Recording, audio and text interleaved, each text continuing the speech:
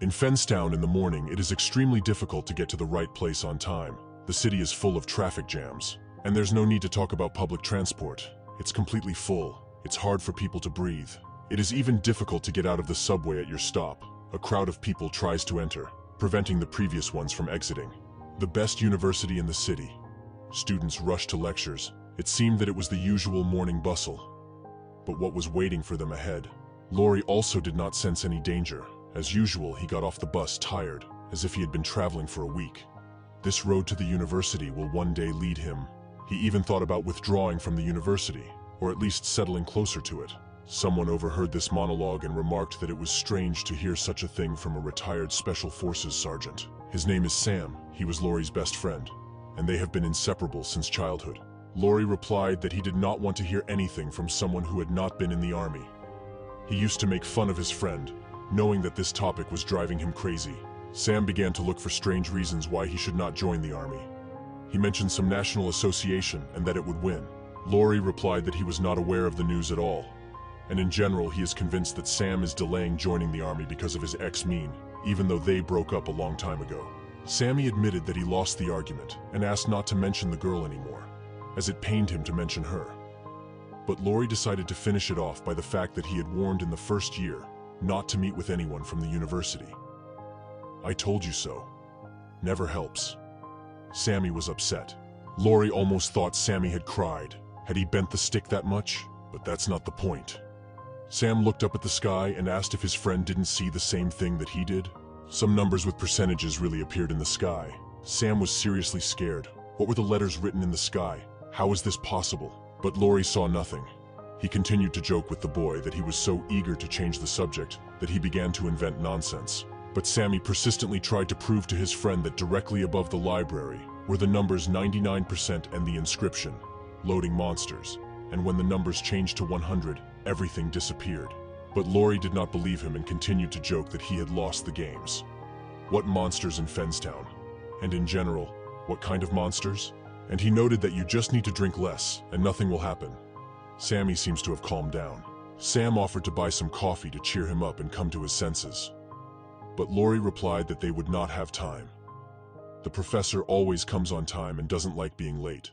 Sammy tried to joke that after SWAT, Laurie should be super fast, and it should be super easy for him to drink a quick coffee. The boys agreed to meet at lunch. Sam repeated again that he had seen those writings in the sky after all. Laurie replied that the topic was closed and did not want to hear more about it. The boys ran to their classrooms. Learning awaits them. Laurie tried his best to listen to the professor's lecture, he tells interestingly. But the fact that he didn't sleep enough at night makes itself felt. He regretted that he didn't drink coffee. It would have given him at least a little boost of vivacity. He tried not to close his eyes, but it didn't work out. At some point, a sign appeared in the space right in front of him, on which it is written that it is necessary to choose the type of activity that will be most needed in the destroyed world. To say that Laurie was shocked is an understatement. He even thought for a moment that he had fallen asleep after all, and that it was all a dream. All the equipment began to fail, strange things began to happen, and suddenly all the light disappeared. The audience was filled with darkness. The students shouted that they could not see anything, maybe it was some kind of eclipse. Laurie replied that it was not a blackout. It was not just that all the light disappeared. Even phones and all gadgets do not work. A large number of plates appeared in the air. The students could not understand what was happening. Laurie understood that this is not a mirage or a hologram, that everyone sees these signs and must make a choice. It said there were only a few seconds left. Cards with native characters appeared in front of him. The characters were and will be diverse, like in some fantasy game. And each has a different number of stars. The students discussed among themselves that it is dangerous to choose those cards, and that it is not necessary to touch anything at all. Laurie noted that not touching them is even more dangerous. No one knows what will happen in 15 seconds when that countdown ends. And yes, there are 10 seconds left. How can you make such a difficult choice in this time? How to choose just one card without even knowing anything about them? Suddenly a sword appeared. Everyone started shouting, not understanding what it was and where it came from. This sword went to one of the students. He was no less scared than the others. What should he do with it? It turns out that this card went to that boy, and that's why he has the sword. Laurie wondered who would be most useful in a ruined world. And in general, this thought is frightening. A ruined world? But there was no time to think about it. The countdown was running out. He noticed that each card had a different number of stars. He could not understand what those stars meant, but he decided to choose the one with the most of them. He chose a Necromancer class card that had 5 stars. On the sign it was written that the selection of the class is finished. Those who did not choose, let them wait for the next time. And everything disappeared. The students were trying to come to their senses. The guy who chose the card with the sword was holding a weapon and was amazed that he had a real sword in his hands. He explained to everyone that he chose the warrior card, and then a sword appeared. Laurie realized that he was now a necromancer. But why was he not given anything? Suddenly, out of nowhere, something attacked one of the attendees from behind.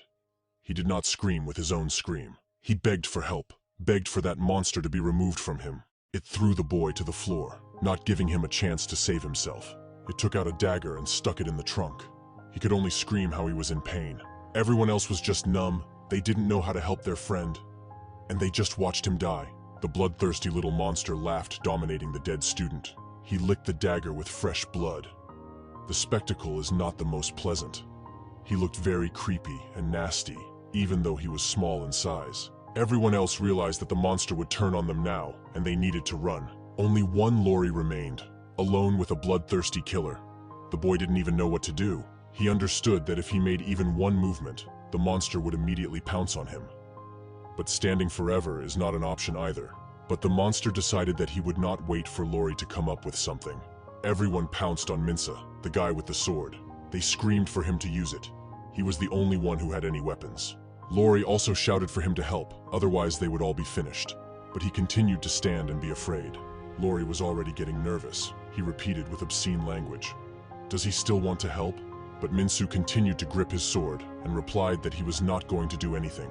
He was numb with fear. It looked really nasty.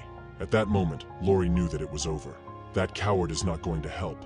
The monster rushed towards Laurie. It was necessary to sow earlier. Laurie remembered the poor guy standing with his back to the monster and it pounced, so he knew he couldn't turn around. The guy swung his hand hard and hit the monster. It was magical. He attacked him first without any doubt, but the monster stayed on the floor with the help of its blade. Now it will probably attack. Laurie reassured everyone present that there was no need to be afraid, since that monster does not weigh even 15 kilograms. He took the chair in his hand and ran towards the monster with shouts. The boy was sure that he would finish him off with one blow, but the cunning monster was waiting for the attack and simply dodged. Laurie was upset. He planned to end the annoying kid. The monster's face showed how it was mocking the boy.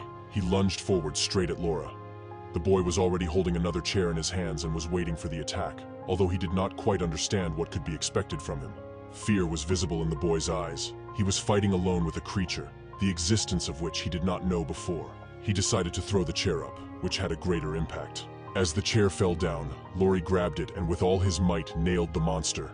Now the monster is definitely over. The boy coped with him without any help. Laurie asked the monster, "Why isn't he smiling now?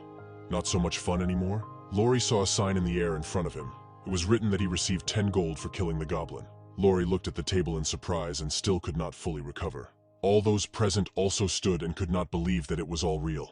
It all reminded Laura of some computer game where there is gold and goblins. The sign said that he now had a level 1 goblin skeleton under his control. Students began to shout that something was happening behind Laura's back. Laurie turned around and saw blue smoke in front of him. What's going on? The dead monster flew up like a ghost. The boy never ceases to amaze. Right in front of him was the skeleton of a murdered man. Is he now under Laurie's control? Laurie finally realized this. He chose the Necromancer card and the ability of his class to summon the dead. The controlled skeleton monster didn't look as scary as before. Suddenly, 2 more goblins burst into the room, hungry for the student's blood, or at least some. Are they going to appear all the time? But now Laurie can send a skeleton into battle. The students began to scream. They thought that the monsters were finished. The skeleton returned to Laurie and waited for orders. He would do whatever the boy said. Laurie ordered him to fight the enemies. He wants him to kill them for him. The skeleton's eyes lit up with a blue glow. He accepted the information. The goblins were a little shocked. Why would someone like them, but dead, come against them? The skeleton attacked one of the goblins. He practically pierced his chest with a blade, but only managed to injure him. With difficulty, the goblin managed to push the undead away. Now the 2 goblins rushed at the skeleton and attacked it mercilessly. But so far the skeleton was fighting them all off. One of the goblins cut off the skeleton's arm with a blade and it flew away. The skeleton was confused and had to fight back with one hand. Injured, 1 against 2. Things are going badly. Laurie understood that he had to somehow help the skeleton. If he lost, he would have to fight 1 against 2. He thought that they were not such difficult opponents and were as small as children. He would easily have dealt with them if he had had any weapons. Minsu stood behind him and tightly hugged his sword. He continued to stand as if buried and only did what he was afraid of. Laurie asked the coward to give him the sword, but he did not want to give it. He continued to hold on to it. He shouted that he was not going to give up the sword as it had fallen to him. Laurie told him that no questions asked, then let him go and fight the goblins himself. Minsu looked at the goblins and panicked even more. He couldn't imagine not being on the battlefield. Laurie told him to forget about everything. He only peels potatoes with that sword. He is not capable of anything else. Laurie realized that there would be no deal with Minsu, took his previous weapon, a chair, and rushed into battle. He hit 2 goblins at once, and the skeleton managed to bounce back successfully. The skeleton rushed to finish off the half-dead goblins, their blood splattering in different directions. Signs appeared in the air again stating that 20 gold was received for killing 2 goblins. After the battle, Laurie and the skeleton looked at each other. The boy could not get used to everything that was happening. He is now a necromancer and has his own controlled undead. Laurie asked the skeleton to turn away from him as he was uncomfortable looking at him. The skeleton lowered its head. Laurie thought he was upset. Do skeletons have feelings? A sign appeared in the air that the dead were now under the control of a necromancer. Suddenly, the students hear some cries for help. The girl told the director that there was no way she could call the police, but he reassured her. Laurie realized that the attacks were happening all over the university. The curtains were closed, but through a small remnant, a red light could be seen entering the room. Laurie opened the curtains, and the whole room immediately lit up with red light. It seems that the attacks are happening not only in the university, but possibly throughout the city. People looked out the window in fear. What was happening there resembled some kind of apocalypse. It occurred to Laura that the attacks were definitely not just in their country. They were all over the world. One of the teachers entered their class and shouted that they cannot stay there. They agreed and decided to run to the parking lot. They thought it was safer there. But as soon as the students left the auditorium, danger awaited them in the dark. Goblins would be waiting for someone to attack. Approaching closer, the students saw that the goblins were standing over the corpses of their comrades, and everything around them was covered in blood.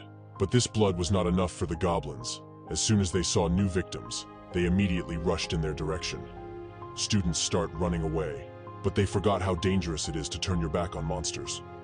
One of them rushed straight at the fair-haired girl, but she was extremely lucky. It was at this moment that the undead, which was controlled by Laura, rushed to protect her. Laurie shouted to his friends to run away, and he would catch the monsters, and maybe win. More precisely, his skeletons will do it. It would be nice for Laurie to have some kind of weapon. The students went on to look for a safe place, although you would think that it was nowhere to be found. Laurie yelled at them to stick together. It was safer that way. And at that moment he thought, why is he in command? He is not the boss here. Although somehow it just happened that he alone took the initiative in everything that started to happen here. Nothing is clear yet. They didn't know the rules of this game, but you have to follow at least the ones they already have. Since he was given a class, and with it a power, it is necessary to use it, because there are so many monsters roaming around. Laurie decided that he would fight as much as possible, because this way the chance of survival becomes much greater. The main thing is that now monsters are fighting for him. Although quickly, he chose a strong clan and does not regret it. Only he thought about it, looked at how the battle was going on there, and saw that one of the opponents had blown off the head of his skeleton. The head fell right at Laurie's feet, and a sign appeared in the air stating that his subject had gone to eternal death. Laurie did not think that this could happen now. You need to think how to win the battle. Monsters are left to fight 2-on-2. The fight should be unequal. They rushed to meet each other and met in a fierce battle. Suddenly signs appeared again, on which it is written that 20 gold was received for killing 2 goblins. Laurie praised his wards. And at that moment, a message appeared that his skeletons were now level 2. Wow, there is even such a level here. Maybe the characteristics as in all games? Indeed, he saw his characteristics before him. And then there was a notification that you need to choose a map of transition to a new level. The card said that you could choose a random skill, item, attribute, other, or power enhancement. He chose random semblance because he believes that is the most important thing in games, and his limit of controlled creatures increased by 1. He looked at his skeletons and received a notification that he was low on mana, 3 out of 30. He was surprised that there was also mana. So they are not very expensive. He again asked them to turn around because it was unpleasant for him to look at them. Nothing. You'll get used to it soon. Laurie decided to collect his thoughts. He decided that he would pump himself little by little. It is not clear what to do, but so far everything is going well. His main goal is to survive, and he must do everything for this, both possible and impossible. He will definitely get out of here. Laurie looked out the window to see if he should go outside, but there was extraordinary chaos. He understood that the outside is even worse than the inside, but sitting here forever is not an option either. To survive, you need to move. He decided that the skeletons would go ahead and he behind them. On the way, they ran into Sam, Laurie's friend. One of the skeletons was looking at him and Sammy was looking at the skeleton. Sammy couldn't figure out what to do. Suddenly, panic took hold of him, and he shouted that it was too much. Tears began to flow from the eyes by themselves. He took out a dagger and plunged it straight into the skeleton's skull. Laurie stood there as if in a daze. He called out his friend's name.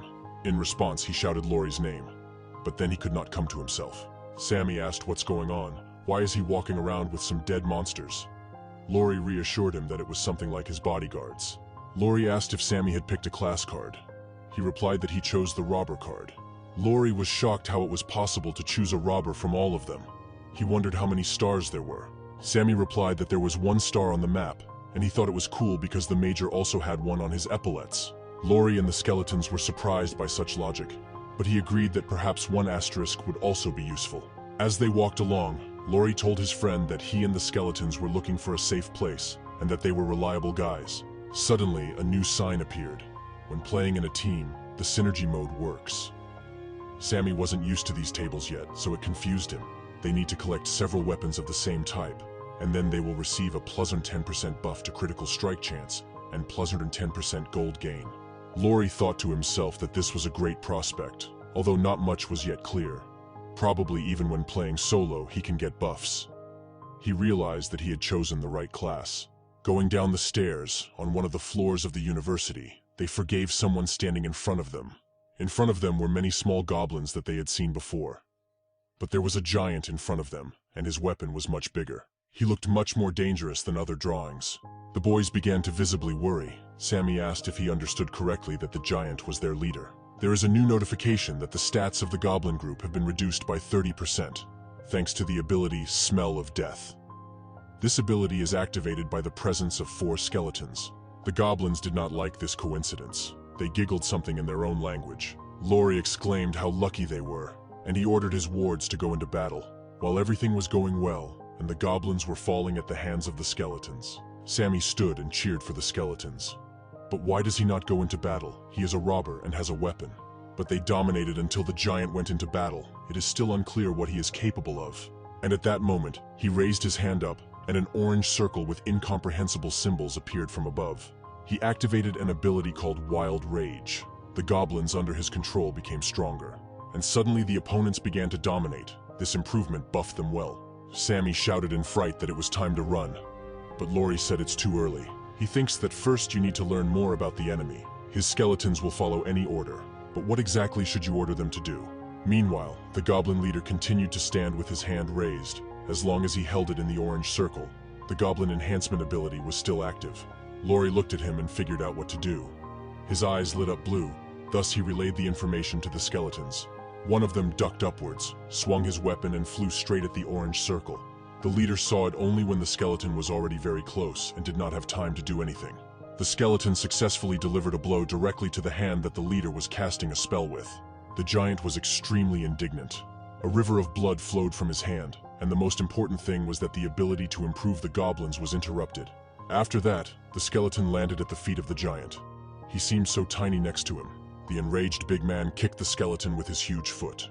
The goblins realized that they had become much weaker when the spell was broken. The skeletons began to defeat the goblins again and again. They looked much more confident than the enemy. After not a single goblin was left, a giant charged into the fray. He was very furious that he had been beaten like that. The skeletons looked at each other and realized that they should all attack at the same time.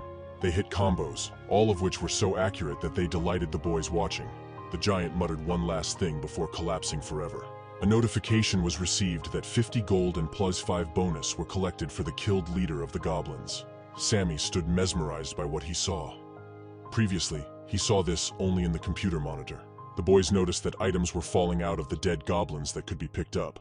Laurie picked up a sharp one-handed spear a normal one with no effects. Also lying there was a rare bracelet called Wild Madness, which increases damage by 20% against small goblins. Now the attack speed of goblin skeletons is increased by 20%, but this improvement can only be used if the condition is fulfilled, the presence of mercenary goblins.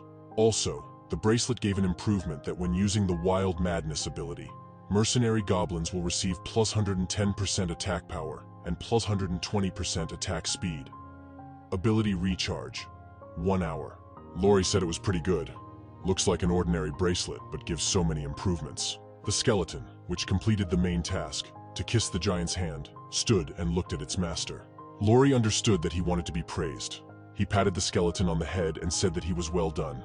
After that, the skeleton began to grind its teeth until sparks went in different directions. The sound was unpleasant to the boys. Sammy even covered his ears. Lori asked the skeleton not to do that again. It seems to be such an emotion of joy. Sammy asked where to go next. Lori said that the most important thing now is to get out of there, and after that they will think about where to go. In one of the corridors, the boys saw people. Everyone was standing and talking to each other. Lori ordered the skeletons to hide, not to scare the people once more. Sammy sarcastically said that he didn't think about him, and he was scared when he first saw the skeletons. They saw Vance standing and calming everyone present. He said that they have contacted the police, and the student council is currently working to find out what is happening. The blonde screamed that the student council couldn't do anything against the monsters, and neither could the police. She demanded that the door be opened immediately. Vance turned her down, said the door would stay locked no matter what. The girl continued to scream. She didn't understand why he was in charge of everything and deciding whether or not the doors would be closed. Lori and Sammy walked over to Vance and listened to what he was saying. Lori whispered to Sam that Vance's reputation was more important than anything else, and they wondered how such a Kazanov was accepted into the student council. The boys came to the door, wanted to leave inconspicuously, but Vance saw them and started shouting like crazy that you can't go outside this room. The boys froze from such a cry. Lori changed his mind about opening the door, although if he really wanted to, no one would stop him. Vance calmed down in a moment and apologized to the boys, saying that he was a little nervous. No one knows what's going on, but he assures them that everyone is safe here. Lori whispered to Sam that Vance was taking on too much. He was going to get in their way. Vance asked Laura if he picked a card. The boy said he did, and so did Sam. Lori asked if he remembered Sam, and he said that he saw him several times, but he can't remember them all because he rarely goes to study because he is very busy. Vance suggested that they stay here and help in any way they can, and the fact that the boys have guns is also a plus. They agreed. He also wondered what class Lori had chosen. He thought that he was a warrior or something like that, and was glad that there would be someone to fight with. He didn't let him answer. He rushed to conclusions himself, and the boy didn't object. Vance began to brag that he had already killed goblins, and that even with a weapon it was difficult to do, and how good he had chosen a map with 2 stars. He is a protective warrior, and he added that in case of danger, they can hide behind him. The boys mentally laughed and agreed with stony faces. Suddenly, Minsu came running and said that he had just heard the goblins from the side of the stairs. Vance calmed everyone down and sent them to the cafeteria, saying that those with guns would protect them. Lori called Sammy over to tell him something. They came to the door and could not understand what was happening to them. An inscription appeared on the door that the door was sealed with magic. You need to defeat the boss monsters to open them. Then a timer appeared with the inscription. If you don't do it in 2 hours and 11 minutes, the monsters will become stronger. The guys were shocked. How come there was so little time for the boss? And what will happen if you don't kill him in the allotted time? Everyone will die. The boys decided to follow the instructions. It is unlikely that anyone will come to their aid. Lori thought that everyone who could not take everything that was happening seriously would be dead. Vance asked Laura if he knew this boy, since they were the same age as each other. Minsu unhappily replied for Lori that they were acquaintances. Vance said that's great, and he'll be more comfortable with the 2 of them, because the 3 of them will have to protect everyone. Lori was in shock. Vance didn't understand why Lori was worried. Is there a problem? Lori asked if Vance had seen the message on the door. Vance agreed and said to just fight back and wait for the army. Anger filled Lori, and he started yelling at Vance that he really thought the army had anything to do with the students. If this happens all over the country, no one will come to save them. Vance asked Laura if he had served in the military. Lori nodded. Vance couldn't understand why Lori was worried about anything then. Their military is very cool and will soon save them and the whole country. There was one foul language in Laurie's mind. What is this moron thinking? If these problems are so global, the army will not be interested in saving them. Vance angrily asked why Laurie was sighing. Laurie replied that everyone needs to calm down. There is no point in acting on emotions. But Vance could not suppress his emotions. He shouted to the boys to go to the rest and not disturb them. But suddenly Minsu screamed in a different voice that the goblins were coming. Vance also began to scream in fear. Goblins were advancing from the stairs. From the darkness, it is not yet possible to see their exact number. Through the windows in the cafeteria, everyone saw the monsters. Vance yelled that the entrance to the cafeteria needed to be secured. Minsu looked at the corridor and shouted that the goblins were coming from there too. They were Laurie's skeletons waiting for orders. They were ready for battle. Vance stood there in shock as to why the goblins looked like that. Laurie forbade him to touch the skeletons. He said that although he has good intentions, he is a bad leader, and they will all die with him. Vance, of course, was outraged. He considered himself the best and was not used to hearing criticism. He asked Laura what class he was in. Laura's eyes were burning with blue flames. He told Vance that he had the best class. In skeletons, the ability Smell of Death was activated. The characteristics of opponents were reduced by 30%. The goblins weren't joking. They expected easy prey as always, and here some skeletons lower their characteristics. Laurie's face was very mystical. He was no longer a mere mortal student. He whispered, "Let the hunt begin." In the cafeteria, everyone stood and watched what was happening through the windows. Vance did not understand what was happening. Why do goblins fight against goblins? But some of them do not look like they are not alive. Meanwhile, not on the battlefield, the real mess was happening. Skeletons won against goblins. Even Laurie was killing goblins with his new spear. He did it as if he was born for it. The two cowards stood and trembled with fear. They thought of running away as far as possible, and did not understand how Laurie could repel the attack alone. The goblins planned to escape, as they saw that they could not defeat the skeletons. Laurie ordered the skeletons to barricade the stairs so they wouldn't escape. They immediately carried out the order. Laurie yelled for them to hang on and hold them back as long as they could. Laurie wondered what it would take for the others to see that he could control the skeletons. Everyone will then understand that they need to rely on him to get out of here. He even imagined how they all united and fought together against the boss. Defeating him is the fastest and safest way to survive. A special synergy effect was applied to the skeletons. The Robber's Dagger, which increased the chance of a critical hit and receiving gold by 10%. Laurie also applied plus 20% attack power against small goblins, thanks to the Wild Madness bracelet. Thanks to this bracelet, goblins are now not so dangerous. But Laurie is convinced that there must be more terrible monsters. The guys were surprised. Can Laurie control skeletons? Vance didn't like to admit that someone was cooler than him.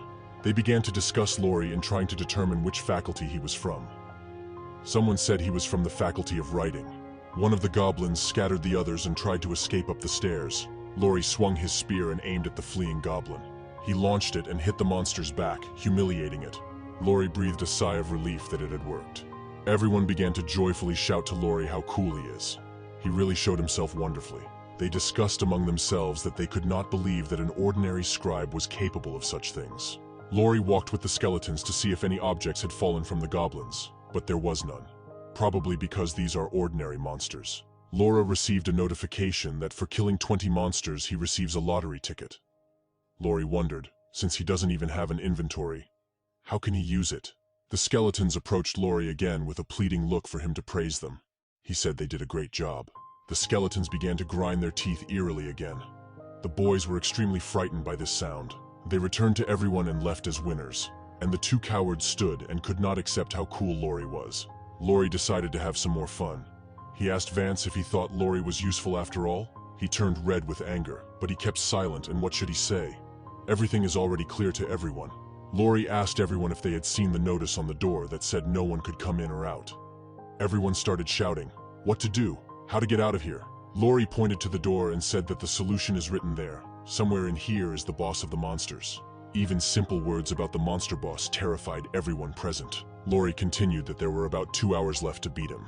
If it is not possible to win, it is not known what will happen, but obviously nothing good. Since the boss is here, you can hardly hope to survive. One of the attendees reported that he had already met with the boss. He went out to smoke on the roof, and a huge monster appeared there and killed their professor. Laurie shouted, "The roof! Now they know where the boss is and have a goal. This is great!" Laurie asked everyone present if anyone wanted to go with them. But what he hoped for, everyone remained silent. Even Sam muttered that he wished he could stay with everyone.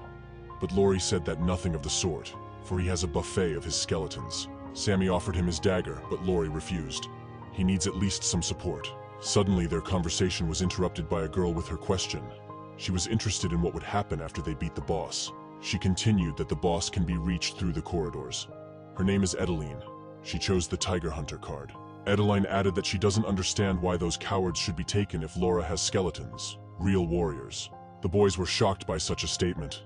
This girl is braver than all the boys present here put together. Laurie told her that they don't know how strong the boss is, so the more people the better. And then he mentioned Vance, who positions himself as the coolest. Let him also go with them. But Vance was scared. Said he had to stay here because the goblins might come and someone had to protect everyone. Laurie realized that the coward wasn't going anywhere, so he just agreed. And maybe it's even better. It won't get confused underfoot. With such a small team, they set out to find the boss. The sooner they go, the sooner it will all end. Sammy was visibly nervous. Edeline tried to cheer him up. She said that you need to focus on the task. Worries get in the way. But their conversation was interrupted by a danger coming from the darkness. Goblins were everywhere and surrounded them. Laurie yelled to his team to cover him. Without thinking, Edeline ducked down to attack one of the goblins. She simply cut him in half with one blow. This girl is no slouch. You can count on her. Edeline exhaled calmly. She wasn't embarrassed at all, like she'd been killing monsters all her life. Even Sammy stopped worrying so much. He yelled out to Laurie that the girl was really cool. They easily defeated all the goblins. There were many corpses lying around, but again, no objects. Satisfied with another victory, Laurie said that it is necessary to move on. They were walking, and in one of the rooms they saw a man sitting in a pool of blood. As they got closer, they realized it was their professor, Clarence. He recognized Laurie. Suddenly he began to cry, and told that all his students died because of him, that he was very guilty to them. Laurie tried to calm him down, and told him to tell what happened. He began to tell that he and the students went to the laboratory, but it was not possible to stay there for a long time, and he decided that it was necessary to go up to the roof. They had a contingency briefing, so they went up, but there was a monster there, scarier than anyone they had met. He blamed himself for the fact that the children trusted him, and he led them to their deaths. The professor could barely speak. Blood was spurting from his mouth. But he added that they should not go on the roof under any circumstances. His last words were that Laurie must survive. After that, his head fell down. The professor died. A new plaque appeared with the task called Revenge for the Professor. The goal is to kill the monster boss. The reward is an exclusive skill. He can either kill him or turn a blind eye to it. At the end, it was written that the choice will affect his fate. Laurie wondered, what fate? Can one decision change a life? You also need to remember the timing. Laurie was upset and could not understand why this was happening to them.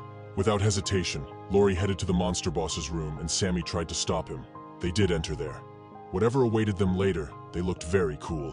What they saw inside shocked them. Corpses lay everywhere. Goblins lit a fire and burned the dead. Laurie couldn't believe his eyes. This did not even happen in computer games. Sam shouted that his teammate was there, who was just then being dragged by the goblin to be burned. Even the cold girl Edeline was angered by what was happening. She started cursing the monsters with different words. Laurie went into battle without a moment's hesitation. He believed that they should become stronger, and without practice, they could not. All the goblins present gathered and stood before the people who had interrupted their important business. And Sammy, as always, doubted. He suggested that Laura escape before it was too late. Of course, Laurie disagreed. He said no matter what, they had to stop them. He activated Wild Madness. Increases damage by 10% and attack speed by 20% for 10 minutes. And at that moment, the battle began. Laurie yelled at the skeletons to use the other goblins as a shield. Laurie took out a spear and started killing the goblins as well. He cut them in half with his weapon. Edeline was also not idle. She expertly dealt with the hated goblins. Only Sammy stood and did not understand what he should do and how he might be needed. He very much regretted that he had chosen such a class. He seemed very cool to him at first. Unexpectedly for everyone and even himself, Sammy launched the dagger. He kissed one of the goblins right in the face, and the one standing next to him was scared and glad that he was not in his place. Sammy remembered that he was a master at throwing. During breaks at the university, he threw and juggled various objects. Although the teachers did not like it, he continued to launch daggers at the goblins, sending them into an eternal sleep. Sammy grew a man before his eyes. He realized that he had found his talent. At this time, the smell of death was activated. Enemy stats dropped by 30%, but the fight was interrupted by an extremely loud roar. Someone was overturning the furniture with great force. Even the goblins were scared. What else awaits them? They don't win anyway. But it turned out that they had nothing to worry about. Their boss has arrived, and now the battle can change the course of events. All the goblins fell to their knees before their leader. His name is the Great Centurion. The boys were amazed by what they saw. They imagined that he was terrible, but in real life it turned out to be much worse. The trio of them seemed very small compared to the Centurion. The forecasts were not the best, but there was no time to think. Laura began to be attacked by goblins from all sides.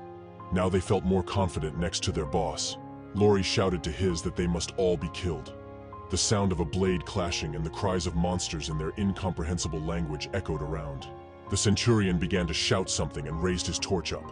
Lori realized that something dangerous was about to happen and shouted to his men to try to dodge. The boss hit everything around with his torch. His impact amplitude was huge. Lori raised the dead again and again, but he won't be able to do it forever. It seemed impossible to defeat the boss. He destroyed everything around him and never got tired. Laura received a notification that his mana was 20 out of 30. There are skeletons everywhere, and he won't be able to resurrect them all the time. Daggers began to hit the boss's hand, but his skin was like steel. The daggers just fell down. Sammy, after discovering his throwing talent, thought he was pretty cool and asked Laura if he needed help. However, there was blood on some of the daggers, so something was coming out of Sam. Lori noticed that Sammy had somehow gotten to the boss, but he was clearly pissed off. The Centurion rushed at Sam. He wanted to get rid of the one who bored him with his daggers. The skeleton stood in front of the boy to protect him. Sammy thanked them, but the angry big man scattered everything around. It seems that he is invincible, but something started to disturb him from the side and hit him right in the leg.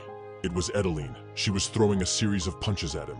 Her sword seemed to dance on the battlefield. She swung sharply and kissed the big man on the back. He mumbled something tiredly. The girl said that she was sorry that she did not kill him in one blow. Lori realized that she was not just a person.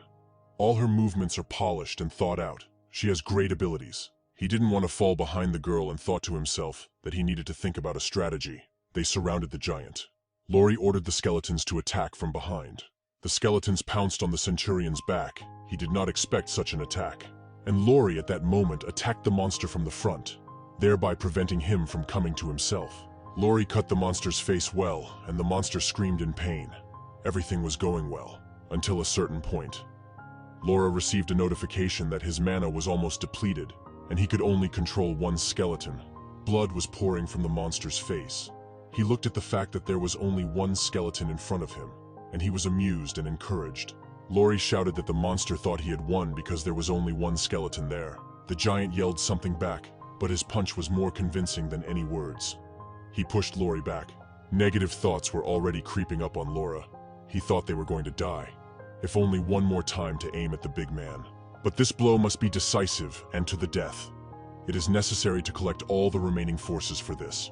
The struggle continued. Edeline fought as hard as she could, but so far no positive forecasts have been seen. Lori stood a little confused. This battle had been going on for a long time, and it was not clear how long they would be able to last. He ordered 2 skeletons to stay closer to the giant. They surrounded him on 2 sides, but the Centurion continued to scatter them with ease. Skeletons are easy prey for him. He tore off the arm of the skeleton, who continued to fight alone. Their swords connected. The skeleton didn't even fly away immediately like usual. Laura received a notification that there is a synergy effect when playing in a team. Even some synergies. The first is weapon synergy. The condition is the presence of 3 swords. Its effect is an increase in attack speed by 10% and a reduction in weapon weight by 50%. And the second synergy is a one-armed warrior. The condition is to give a one-handed sword. Effect: 88% chance to block a hit. Lori thought that with synergy and weapons, there was a great chance to win. But first, Lori decided to attack with a sword and a chair. What was he up to? Edeline and the one-armed skeleton also prepared to attack. They took a run at the giant. Zdrovan did not know who to watch for, who to protect himself from. They confused him. Lori was the first to attack. The horse threw a chair at the Centurion, and with the other hand he struck with a sword. Edeline also did a great job attacking his back. But the giant also answered. The skeleton got the most. He flew away to a great distance. Even Sammy was helpful, launching a dagger straight into the big man's hand. He struggled for a while to get the dagger out of his hand. Laurie relayed the information to the skeleton so that he would sacrifice himself immediately. He said goodbye to him and thanked him for everything. He is a great warrior. He continued to praise him. The skeleton had served him well in this difficult time. It is time to die for the great victory. The skeleton listened to the master and rushed to sacrifice himself. But somehow he deflected the boss's blow with ease. Laurie couldn't believe his eyes. How come he didn't die from such a blow? He not only dodged but also counterattacked. No one could imagine how cool this skeleton is. He simply blew off the head of a giant several times bigger than him. And then Laurie finally realized that the skeleton had an 88% chance to block the blow, so it happened. Received a notification that 255 gold was received for killing the monster boss, and a new rhubarb was obtained. The third. Sammy asked, wondering what that skeleton was doing before it died. Laurie thinks he was just an ordinary goblin. After this battle, the skeleton became much stronger, absorbing the magic of the monster boss. The defensive power has increased a lot. The added characteristic is the commander. And depending on the number of team members, you can get organized synergy. A mark appeared on the skeleton's forehead. He is now a level 2 elite skeleton goblin, and his category is undead plus commander. Laurie thought to himself that now this skeleton can create platoons, groups, squads like in the army. It is necessary to increase the number of subordinates as soon as possible. Sammy and Edeline noticed that their levels had risen to a third. Edeline asked how Laura was doing. He replied that his level had also increased. When moving to the second level, she thought about which card she should choose. Laurie told her that there was no point in thinking about it since it was a complete random. And finally, the cards also appeared in front of Sammy. And then he began to worry that something was wrong. Laurie said that at the second level, he chose a skill card, and he got more wards. And now he also took out a skill card, and it turned out to be a bone weapon.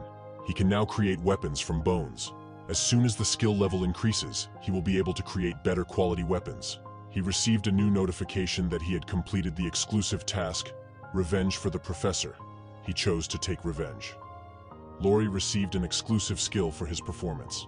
And at the end, it was written that his fate changes imperceptibly. He remembered the last seconds of the professor's life with sadness in his heart. He was a good person. For this task, he received a skill. The limit of controlled creatures increased by 1.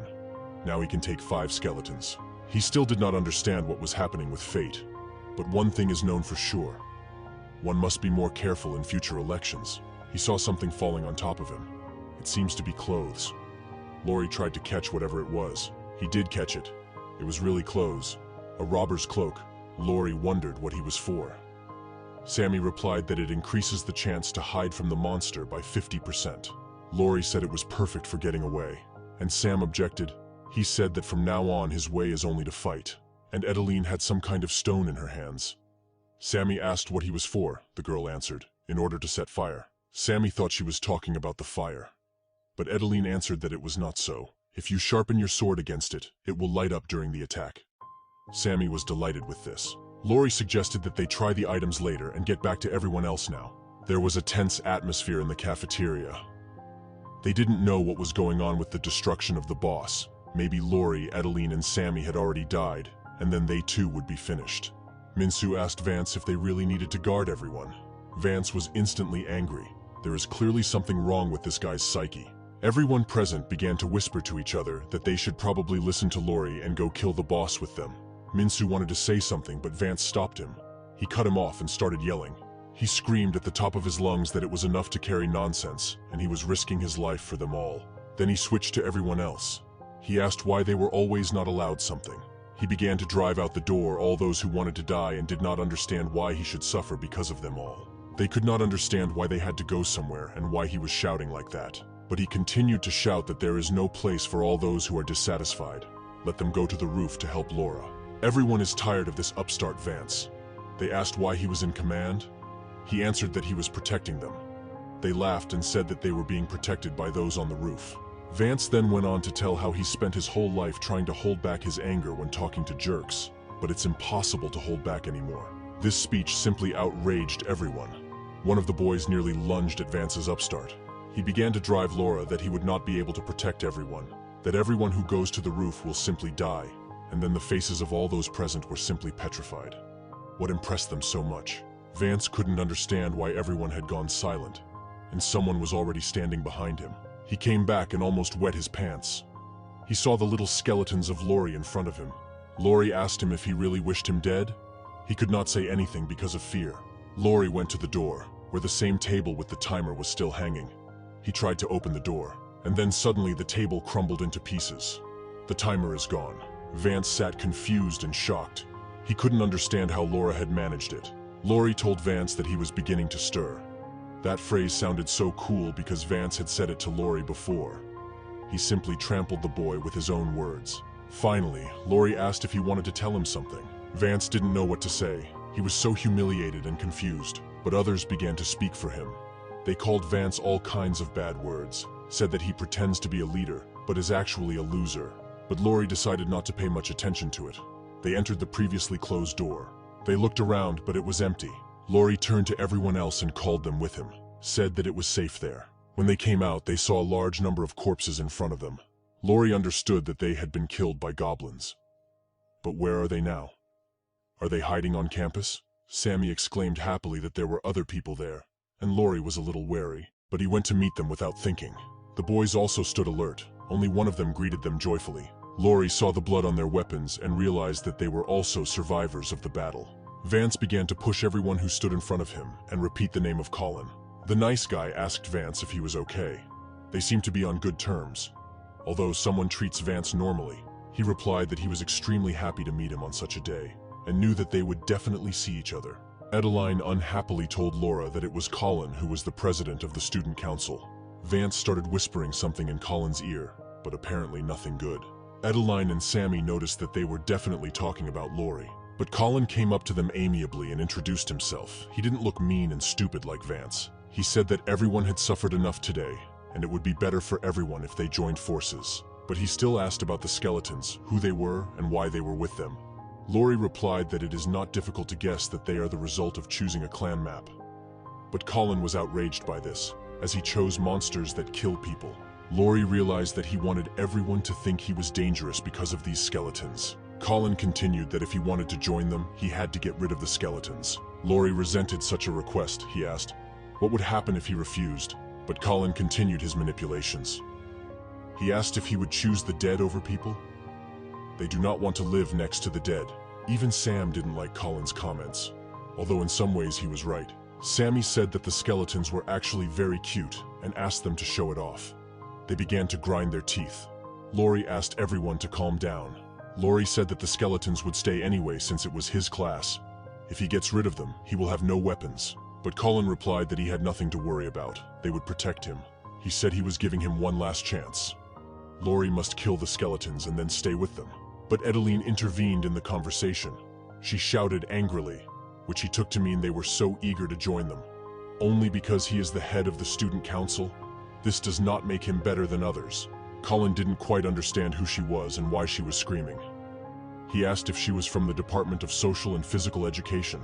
She denied. And she added that it doesn't matter who is from which department, the university has been destroyed. He tried to reassure her and offered to join them anyway, as she would regret it if she did otherwise. But Adeline did not calm down.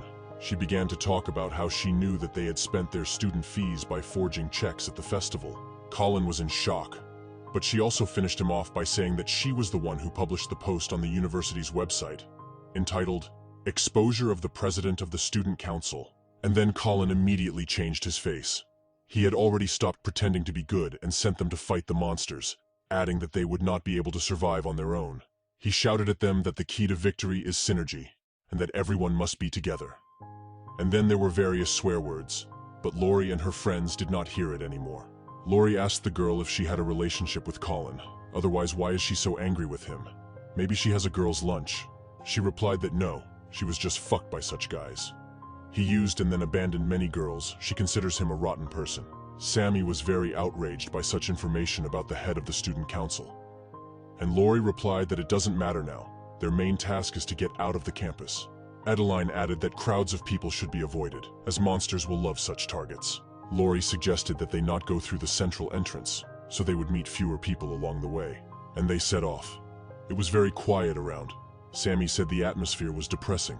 Laurie asked everyone to shut up. They didn't understand what happened. There was indeed something at the top of the stairs. but from afar it was still unclear what it was. The first thing they noticed was a huge axe with blood dripping from it. But raising their eyes higher, they saw in front of them a huge red monster and a dead goblin under it. Laurie and Edeline were just wary. But Sammy was very frightened. He shouted that this monster was bigger than the boss of the monsters that they had been killing for so long. Laurie realized it was an orc, but it is still unclear what to expect from him. He looked at the sky and started screaming at the top of his lungs. The spectacle is not for the faint of heart. Suddenly, he moved from his place and ducked straight in their direction. The team did not expect such a sharp attack. But Laurie was not scared at all. On the contrary, he had an increased interest in defeating the ogre. With its help, he can create new skeletons. Laurie yelled at everyone to try to dodge the blow. 7 feet up, he fell into the bushes. He was outraged by the idea that such creatures as an ogre even existed. Edeline tried to strike the giant, but her face showed that she had little faith in success. And so it happened. The blow did nothing to the ogre, and he easily counterattacked the girl. He raised his axe up. This blow was supposed to finish the girl, but a skeleton threw himself right in front of the axe. He sacrificed his life for the sake of the girl. The girl remained alive, which did not please the ogre. He had a stronger desire to end her. Laurie shouted that he must be stopped urgently. A one-armed skeleton approached the ogre right up close. He pointed his sword directly in front of the ogre, as if challenging it to battle. The ogre was enraged by such an initiative. Who is this little one to challenge the ogre? The one-armed warrior had a boost. The chance of dodging the first attack is 80%. The skeleton bent down to the ogre's height and wounded him in the shoulder. He is the first of the team who managed to at least injure the giant. Then the skeleton delivered another series of blows that knocked the ogre to the ground. Laurie called to Edeline, told her to go upstairs because they needed to get to level ground. Edeline listened to Laurie, but she could not understand how the ogre could easily deflect all blows. They went upstairs. Laurie told no one to get close to the ogre. They should fight him like they fought the boss. Blood poured from the ogre's chest, but this did not prevent him from getting up and looking for them to kill. It wasn't difficult. The team was right in front of the stairs. They were expecting an ogre and were not going to run away. Laurie shouted that he needed to act according to the plan. First, sacrifice the skeletons. There are a lot of corpses. You need to watch your mana. The ogre stood between the trees. Skeletons surrounded him. Opposite him stood their commander, a one-armed warrior. Sammy shouted, "Forward!" and started throwing daggers at the ogre. The skeletons also did combo shots. Their commander led them admirably. It was difficult for the ogre to repel all the attacks at the same time, even the daggers that flew non-stop. The two skeletons were a diversionary maneuver. They pounced on the ogre. He crushed both of them with ease, screaming various sounds in a creepy way. But after that, 2 more skeletons jumped on his hands, restraining his movements. At that moment, Laurie and Edeline entered the battle. They thought everything out so coolly. Edeline tried to attack from the front, but the ogre deflected the blow. But she did not get confused and attacked again. Only now the girl kissed the giant's leg from behind. The ogre had not yet managed to move away from Edeline's blow. He was on one knee, and Laurie also attacked him from the front. He cut off the monster's hand. The ogre understood that his end was near. He did not expect such coordinated work from ordinary people. A one-armed skeleton flew at him from above. He finished off the half-living ogre with a blow to the neck. His blood splattered in different directions. Laura received a notification that 110 gold was received for killing the ogre commander. Laurie was surprised that the ogre was the commander since the fight wasn't too difficult. Or it's a matter of their coordinated work. Laurie tried to subdue the ogre's corpse, but received a notification that he could not do so yet, because the level was not enough to summon mid-level monsters. Laurie wondered why Edeline chose the Tiger Hunter card. She replied that she liked the picture on the card, and there were also 3 stars. This is a map of a special squad of warriors from the Joseon era who hunted beasts. Sami was indignant, only he got 1 asterisk. Laurie said that he had accumulated mana and wanted to try out a new weapon. From the bones he could create a sword, a blunt weapon, a spear, or an arrow. You need to choose something from this. Laurie chose the blunt weapon as it was of the highest level. Edeline asked if it was really made of bone. Laurie said yes, the weapon is very light. He distributed the axes to the 5 skeletons, and a synergy was formed. It deals plus 30% additional damage on attack if they are wounded. And 1 more synergy. Chance to stun 5%. Additional damage to medium-sized monsters plus 110%. But these synergies only work if you have 5 or more bone weapons. Laurie gave his weapon to Sam, and he was so happy, he thought that now he will fight just as cool. But Laurie said that he just let him hold on, so that he would not be so happy in vain. and he joked that the synergy of the one-armed is very cool. Let him be more careful, or he will join them. Laurie told everyone to stay alert while they were descending as the target was close at hand. Laurie shouted that there was something above the cars. The boys looked there extremely excitedly. A sign with a countdown was waiting for them again.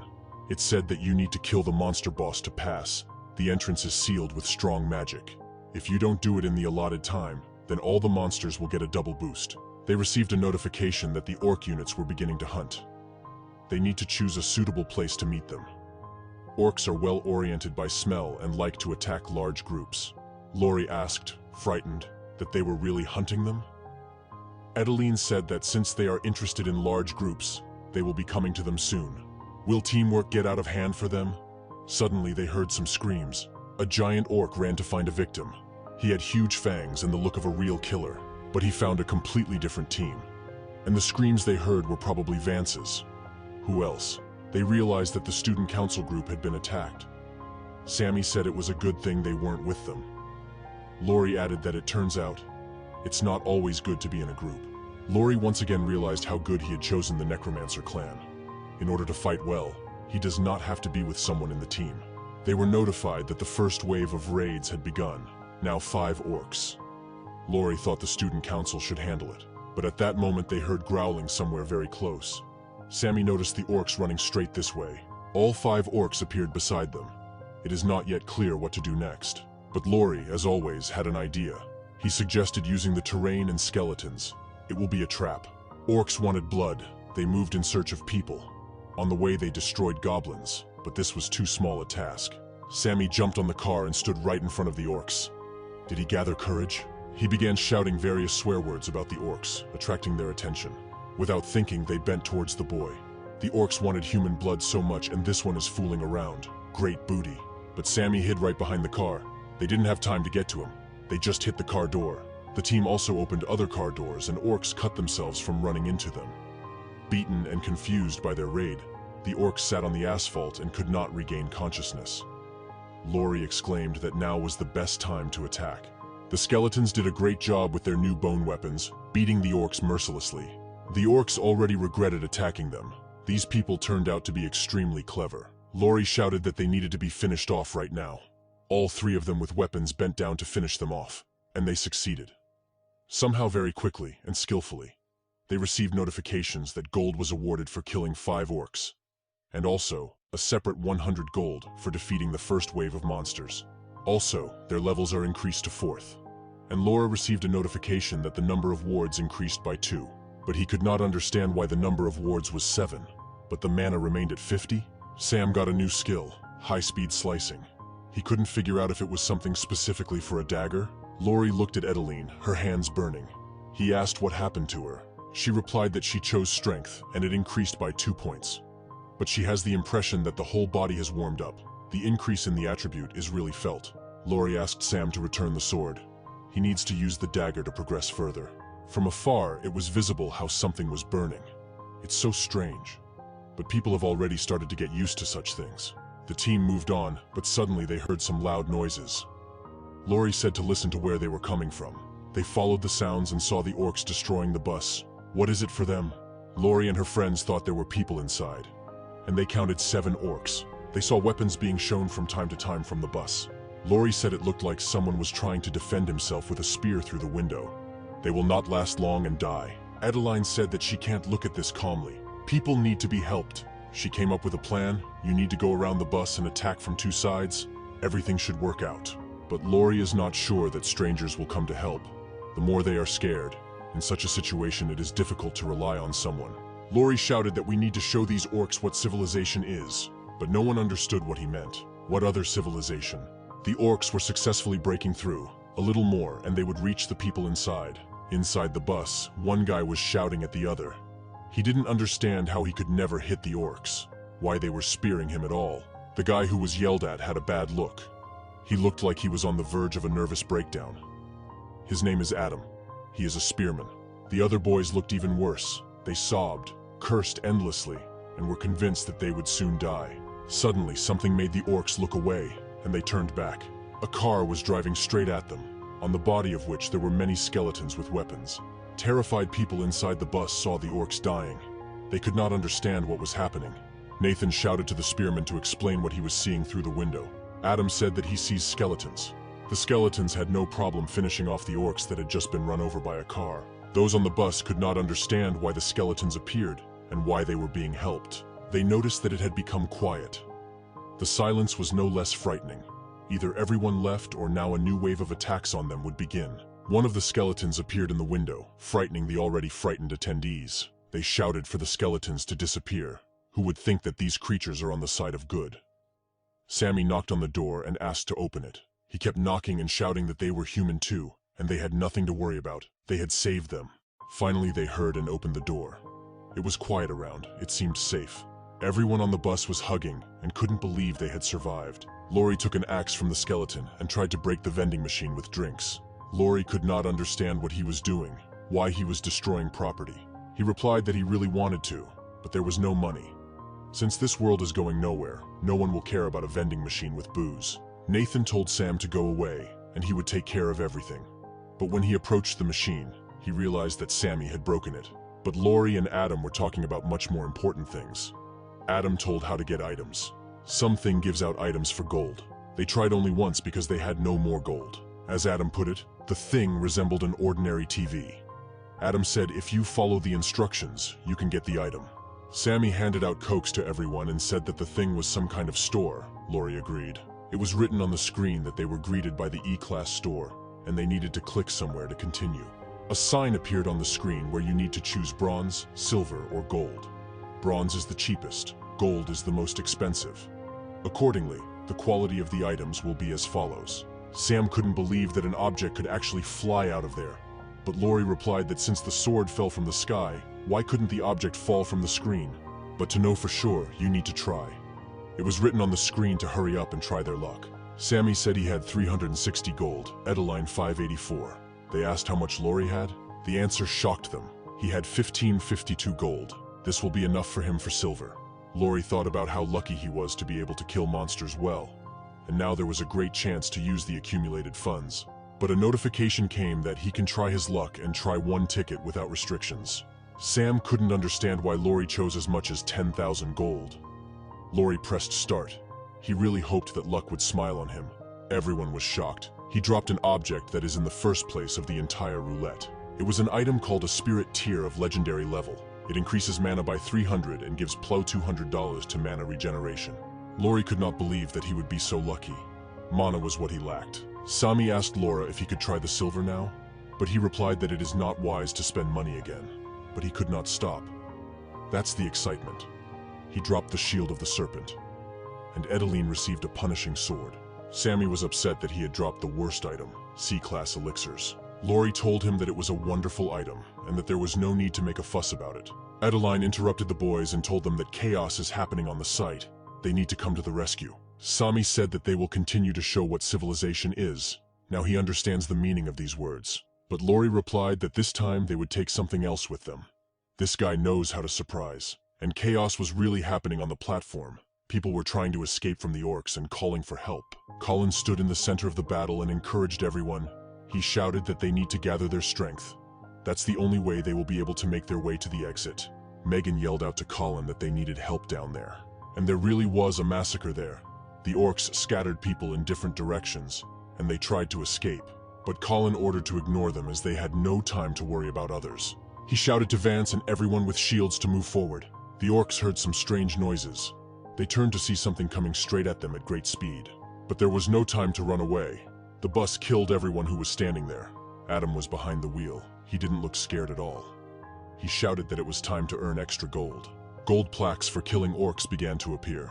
Sam was great at it too, throwing daggers. Laurie looked out of the bus and yelled for everyone to run inside. People recognized Laurie and started talking to each other about how it was a shame they didn't join him then and chose Colin instead. Edeline got excited, ran out of the bus and started fighting the orcs. The orc touched her sword with an axe, setting it on fire. She has an item that gives such a boost. She was glad that she managed to do it. Now it will be difficult for the orcs to defeat her. Orc could not understand why it was burning, but it looked magical. Edeline looked even more enchanting. Her eyes even lit up. She swung her fiery sword in different directions. With the last blow, she finished off the orc with ease. The girl was glad that fighting with the new item was much better. She decided to see how others were doing. Lori controlled skeletons, Sammy threw daggers. Everything looked good. Everything was so coordinated. Everyone in the fight had their own task and performed it perfectly. Adeline noticed what a great strategist Lori was. Invented to keep a distance, but constantly attack. Due to this distribution of roles, the orcs cannot keep up with them. She understood how stupid it was to always rely only on yourself and your strength. She wondered who Lori had been before, what he did, what he liked. Having finished off all the opponents, they went to each other to talk. Lori wanted to make fun of them a little and asked if they had any problems. And as they fought on the same side as the skeletons, they didn't even want to stand next to them. Colin asked if that was too much. They obscured everything anyway.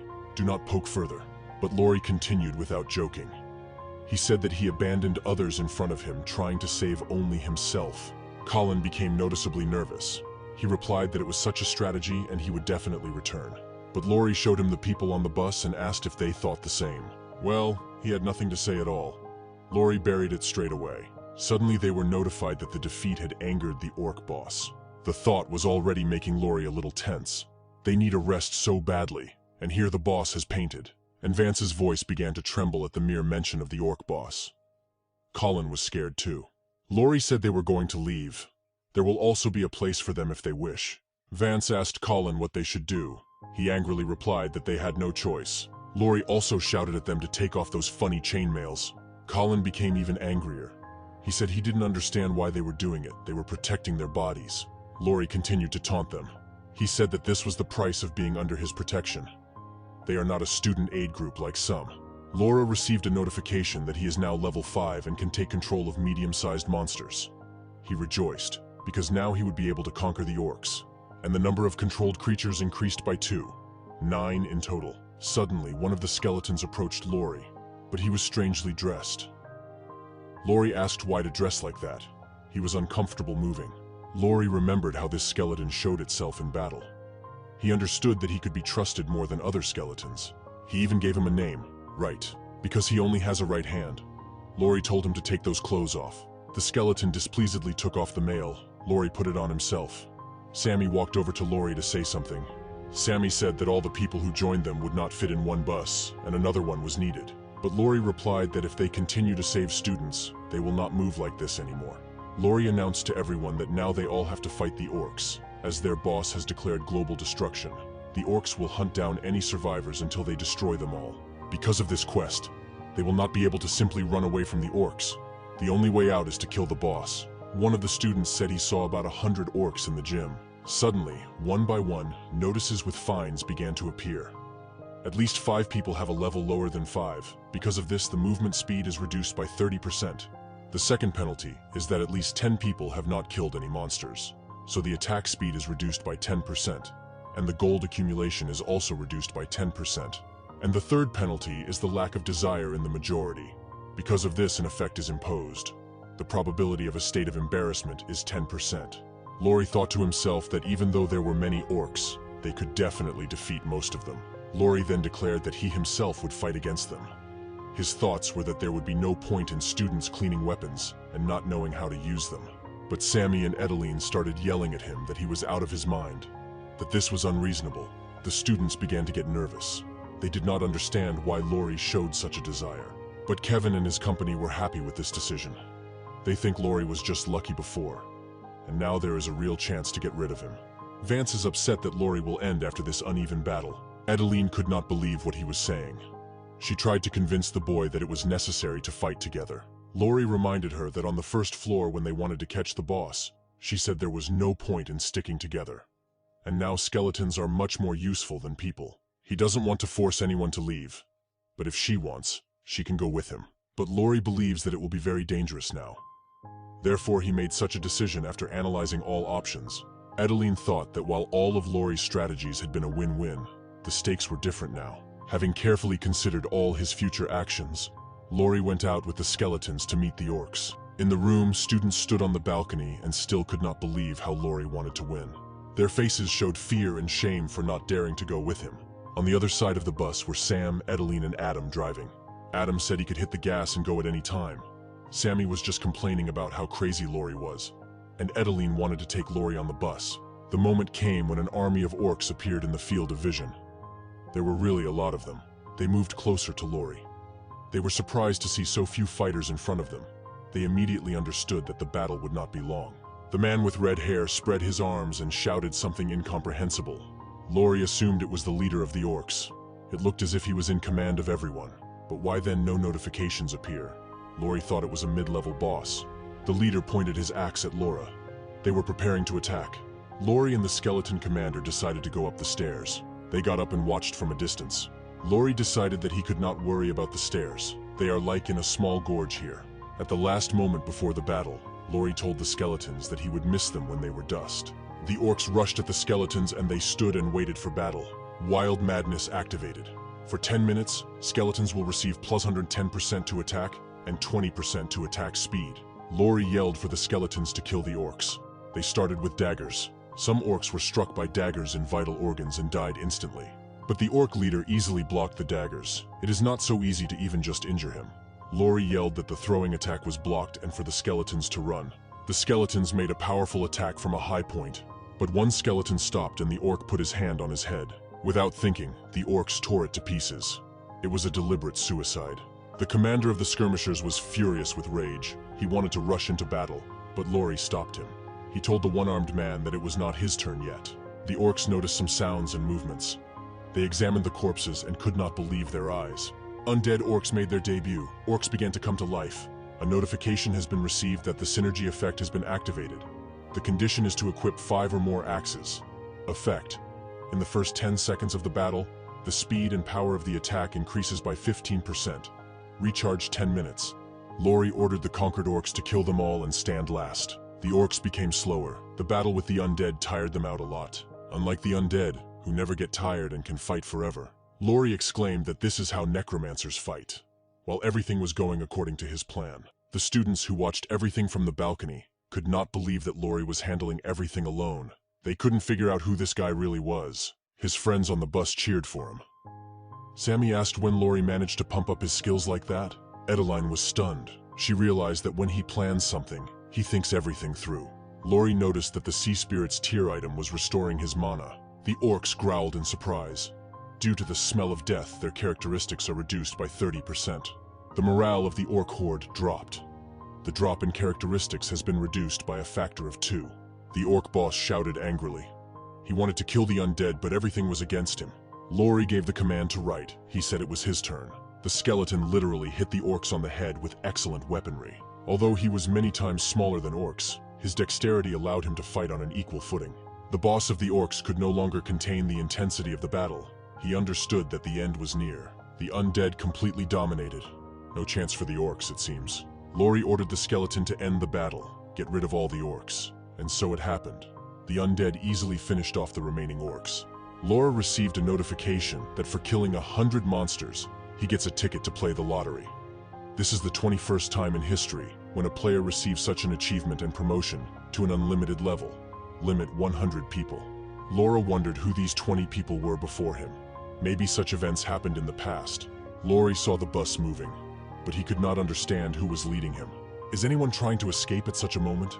Lori was furious. It was a company of the student council. They were kidnapped by orcs, and some were killed.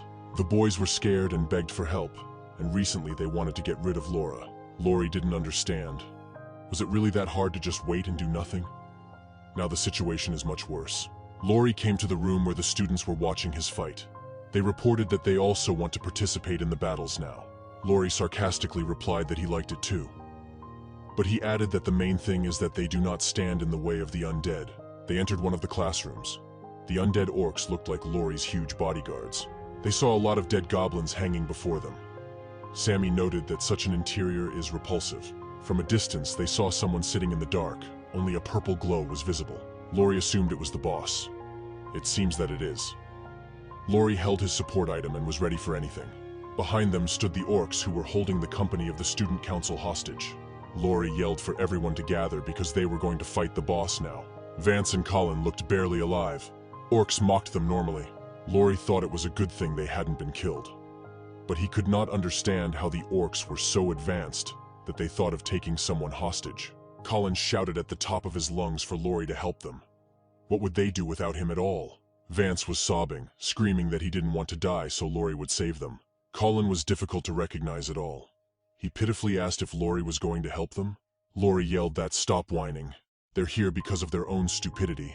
He continued that he could not guarantee that everyone would survive. He cannot control people's lives, and it is impossible to come to an agreement with their opponents. And this means that you can't show them your weakness, so let's fight. Laurie planned to save the hostages while the orcs were shocked by the surprise attack. But Laurie did not have time to do anything. The orcs executed all the hostages. Blood splattered in all directions. The boss was angry. He seems to have gained strength from these murders. Everyone present felt disgusted, some even felt sick. The sight was really terrible. Laurie and Edeline did not expect such a coincidence. What was the point of taking hostages then?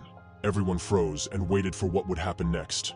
But the orcs raised their axes to their necks. They all committed suicide. The boss was delighted. Everything was as he had planned. But suddenly something started happening again. The boss emitted purple rays at everyone present, and they screamed that their powers were leaving them. Everyone was notified that they had fallen into a state of confusion and continued to drain mana. In front of them stood a strengthened boss monster. He is a lower-class black mage. Sami unpacked the elixirs he had purchased earlier, or rather the ones he accidentally dropped. When Sam started to drink one of them, he compared them to poison. They tasted horrible. He called out to Laura that she had an antidote for him, but Laurie replied that he would leave it for Edeline. Doesn't he need an antidote? Laurie thought that was very refreshing. There was a notification that the breath of the abyss had increased his mana to 4,000. Now Laurie understood why he was so confident. Abyssal breath accumulates in the body and achieves primal awakening for a while. All characteristics are significantly increased. Strength increased by 50. Laurie spoke to the boss. He said that he did not know what was happening to him and asked him to explain. The boss was surprised and replied that he also did not expect such a turn of events. Sammy and Edeline were ready to attack. Sammy shouted that the three of them should attack like back then on the roof. But Laurie refused their help. He said that now things will not be as before. And at that moment Laurie began to revive the dead. Sammy was surprised. A synergy effect has been engaged for a group of players. The boss stood surrounded by the undead. Sammy just stood in shock. He couldn't understand how Laurie was able to resurrect so many people. Edeline was speechless. Is this really their friend Laurie? He is unrecognizable. 6 synergies were used at once. Laurie whispered that he would show the true power of death. The orc leader barely withstood the first undead attack. He had never encountered such a level of power before. A second skeleton orc attack was next in line. He grabbed the boss with one hand and attacked with the other. This time the leader managed to repulse the attack and destroy the skeleton. But he instantly came to life. Laurie immediately resurrects those who have been killed. The boss was extremely angry. Laurie asked him if he finally understood who he was fighting against. He said that he wouldn't even try since the end is still the same. And this end is death. There were so many undead that it seemed there was no chance at all for the boss. The boss's face was frightened. It is obvious that he knew how the fight would end. But he fought to the last, tried to fend off the attacks of the undead, who never get tired. But the fight was so uneven. The boss didn't have time to really show his skills. He wasn't allowed to do it. Laurie exclaimed that it was stupid of him to resist. Death does not escape anyone. There were so many skeletons that there was no end in sight. The boss shouted desperately. The skeletons began to grab his arms, preventing him from moving. Now it was much harder to resist. All he could do was hold out his hand to Laurie, looking as if he was begging for mercy. Laurie turned to the right to finish off the boss and finish him off. Death was devouring the boss. A scary picture. There was nothing he could do. The skeleton finished off the boss with one blow. A notification was received that 1,000 gold was received for killing the enhanced boss monster of the orc leader. The skeleton goblin's powers were enhanced by absorbing the power of the orc leader. The armor has also increased. The skills of the commander have been improved. Laurie thought that the goblin skeletons would improve after defeating the boss. He opened a tablet with the number of controlled creatures, 33 of them out of 59 possible. Sammy yelled to Laurie that the boss had something in his mouth. Was it some kind of object? A notification was received that this item gives its owner the demon attribute. You will have to make great sacrifices to get rid of him. Laurie was surprised. He thought that he had not far escaped from the Necromancer. The item is called Demon's Heliotrope, of legendary level. Gives the effect of increasing mana by 2% during an attack, at the expense of the enemy's mana. And if the enemy has run out of mana, you can spend his power. Used Abyssal Breath. The primary awakening is over. 3 friends entered the room where all the students were. They announced that they had defeated the boss. Students began to congratulate Laurie, saying that he is a real hero and will definitely help next time. Laurie thought he didn't need anyone, but he doesn't know what's next, so it's better to move in small groups. Everyone went outside and saw that the sign with the countdown and the inscription that the exit was blocked had been destroyed. The students realized that they could leave. They thought there was no point in staying here. The team of friends with the undead stood apart from everyone else while the others thought about what to do. Everyone was wondering where Laurie would go. It is much safer with him than by yourself. The phones never worked. Sammy was worried about his boutiques. He didn't know if they were intact. One mention of her parents made Laurie sad. Adam, who was driving the bus, turned to Laurie. He said he could take them to the nearest military base. Laurie lied to him that his house was nearby and they could not worry about him. Adam called everyone who wanted to go with them, said that since there were 2 buses, there would be enough space for everyone. Adam and Laurie wished each other luck and said their goodbyes. Laurie and Sammy were escorted by buses. Behind them stood the undead, while Laurie seemed invincible. Sammy asked Edeline where she was now. Maybe her house was somewhere nearby? She replied that she was far away, but here she lives in a dormitory, and all her relatives are not nearby. Edeline asked Laura if she could go with him. She wasn't sure if she would be useful, but she wanted to be around. Laurie replied that she would certainly come in handy, and Sammy is sure that he definitely needs it, and it is not even discussed. Laura had a great idea to make Sammy another one-armed warrior. He will call him Left. But Sam didn't like it. Adeline interrupted Laurie's joke and shouted that she needed to hide. Giant dragons appeared right in front of them.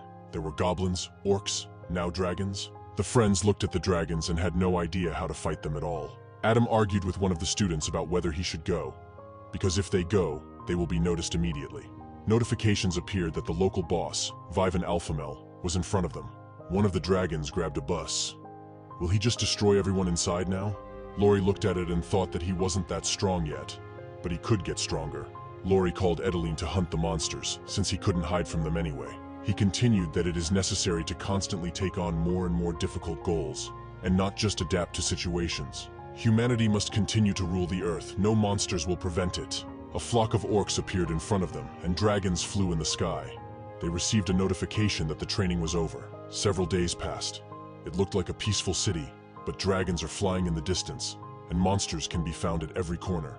Laurie, Edeline, and Sammy were hunting goblins. It was very simple, and they had nowhere to hide. The undead easily found them. One after another, Laura received notifications that she received 10 gold for killing a goblin. Sammy arrives upset that Laurie killed everyone again. And he replied, "There would be something to be upset about. They don't give much for goblins." Laurie thinks there is no point in hunting goblins. His level is increased to the 6th. He chose to increase his strength by 3.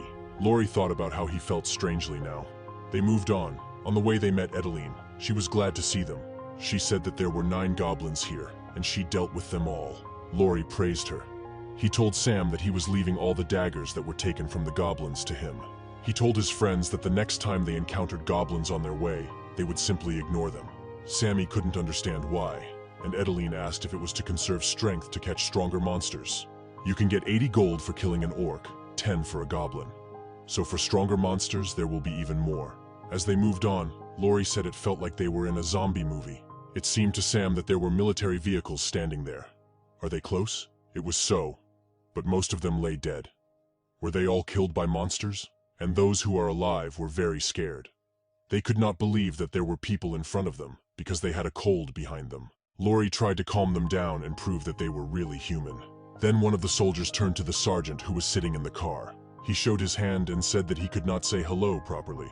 Laurie realized that it was the goblin that had done this with the dagger to his hand. He agreed, said that the little thing with the height of a child really defeated them. Laurie couldn't understand how the little goblins could defeat the military, who had a lot of firearms. But the sergeant replied that all their weapons were broken. They could not understand why. And they had to fight with shovels and knives. Sammy turned to Laurie, reminded him that he had the potion. The sergeant was happy. He saw another player with such, and he really asked Sammy to give it to him. But Laurie didn't want to give away something that they might need later. He told him that in such a situation, it is difficult to share something that can save their lives later. But the sergeant said that in return he could tell them important information. Laurie was interested. The sergeant said he would tell all he knew.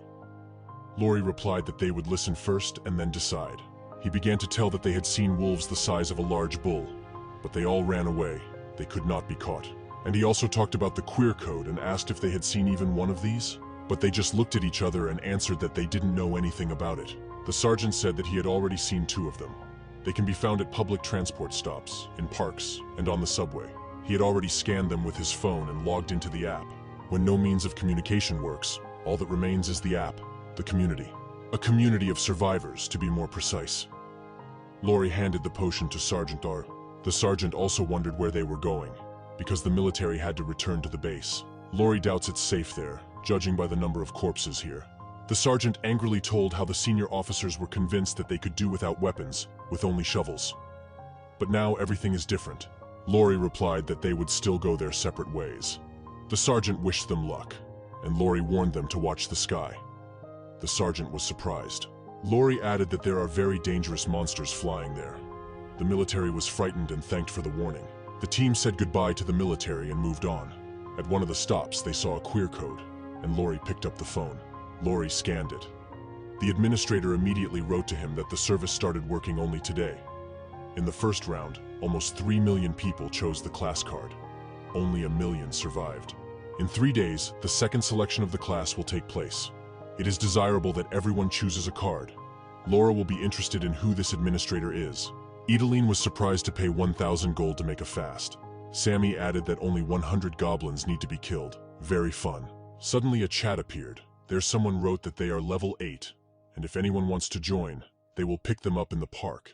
And they live in Ash's apartments. Sammy said he lives in Ash's apartment. Lori offered to go there. Lori thought they were pretty cool, as they easily posted an ad for 1,000 gold. And they are of the 8th level. He had to try very hard to get the 6th. Lori suspected that something was foul. But you have to take risks. The group has a better chance of survival. They set off on the road. But while we were walking, we noticed that the post had been deleted. Did someone ask why the thread was deleted? And the creator replied that one of them accidentally clicked the wrong place, and everyone should go to them anyway. Whoever wrote this message looked really strong, but something is clearly wrong here. Lori and her friends have to find out about everything. There was chaos in the city. Goblins attacked from all sides and killed the weak. A man was fighting them off with a baseball bat, and behind him was his young daughter. With all his might, he called out to someone for help. The daughter was so scared. He shouted and asked if anyone could hear him. He begged to save at least the child. The goblins rushed at them, another second, and they would get rid of the father and the child. But suddenly one of the goblins was pierced through the head by a dagger. The others looked at their brother in fear, and in the background stood orc skeletons. It seems that someone is over. The father covered the child with himself, preparing for death. But he saw the goblins dying one by one, but he still did not feel safe. He heard someone telling him that he should not be afraid of them. Lori said they would walk them to their house, and the man said that the house is very close, but they lost all the food they had. Lori offered to share what they had, even though they themselves had little left. 2 goblins did survive. They tried to run away. Sammy and Edeline thought that they would not catch up with them, let the little ones run away. They saw a sign in front of them. Sammy said it was a sign of a dungeon, and they should go there to kill everyone. But the man with the child assured them that they should not go down there. His friend owns a karaoke bar located there. He had heard that there was someone far more dangerous than the goblins. But it did not frighten Laura one bit. It even gave her excitement. He thanked for the information and said goodbye. After they descended, they were notified that they had entered the unique dungeon of the sacred land of ancient slime. They were running away from something with great speed. Sammy still couldn't understand why Lori thanked him for the information and calmly walked in here. And Lori asked him to shut up and run. Sammy stopped Lori. It was obvious that something terrible was in front of them, and in front of them were dead goblins and slime. Lori said, "Good thing this slime is small." The skeleton orcs killed the slime, and 2 notifications appeared for 140 gold each for killing a small slime. The slime had a terrible smell and dissolved weapons. Sammy said it was better not to check what would happen to human skin. And Lori replied that he does not dissolve bones, so the skeleton should fight against him perfectly. Suddenly, a lot of slime appeared out of nowhere. It absorbed one of the orc skeletons. Sammy asked in fear, "Can the enemies do such a thing?" A notification came that there was a slime monster boss in front of them. He sent creatures under Lori's control to eternal death with ease. Lori thought that the slime couldn't absorb them, so he just bit down and tore them to pieces. Due to the viscosity, the attacks of the skeletons are hopeless, but even so, there is a way out. Lori began to create weapons from bones. He shouted to everyone to use the bones lying around. You can't make skeletons out of them, but you can make weapons. Adeline didn't waste time. She immediately got down to extracting the bones and handed them to Laura. Laurie was constantly creating base-level bone weapons. Slime tried to reach Laurie, but an orc skeleton stood in front of him. Sammy pulled Laurie away just before the slime fell on the place where the boy was standing. The slime was able to send only a skeleton orc to eternal death. Laurie said that it was a waste of slime to do it, because that skeleton's bag had a lot of bones that could be turned into weapons. Laurie did it. He started creating weapons right inside the slime. Laurie yelled for everyone to attack. It is necessary to continuously cut it until it stops recovering. The one-armed skeleton delivered the last blow as usual. Received 2255 gold for killing an ancient slime. Laurie praised everyone and said that now it was time to collect the slime in the empty bottles. Mucus is quite a strong substance. Laurie thinks he might need it later, but among all the slime lay an object called Ancient Slime Core. The core is covered by a shell, but the liquid inside can melt any material, or be used to create something else. Sami entered the app where the survivors communicate. But he was surprised that the comments on that post were later deleted. He showed it to Laura. There, someone asked if the boys who were supposed to come to the park had come, and they answered that they had not. And in general, they no longer have the money to write so many messages. Laurie wondered how that group of people spent 1,000 gold to help others, and their comments were being deleted. It was already evening. A full moon appeared in the sky. And nobody came to those apartments, Ash. 3 men were talking in the parking lot. They couldn't understand why people killed monsters. Why kill monsters if you can kill people? For killing an ordinary person, they give 500 gold, and for a player, 1,000. Another supported that it is so, and it is easier to catch them. The third laughed. He added that catching and killing people was much more fun. 2 more were sitting in the car. Zadrovan asked, "But who is the main one?" The bald man got angry and started shouting. He couldn't understand how they didn't know the obvious that the boss was a red assassin. And then he remembered the first time he saw the red killer. He killed his friends right in the store. He was also wounded, but left alive. Blood splattered from his neck in different directions. He approached the bald man and said that since the world was already mired in chaos, he needed help. So he chose a bald man. Meanwhile, Laurie was preparing to ask Sam a serious question. He asked if Sam could kill a human if he had to. Meanwhile, the bald man continued to reminisce about his path before he changed forever.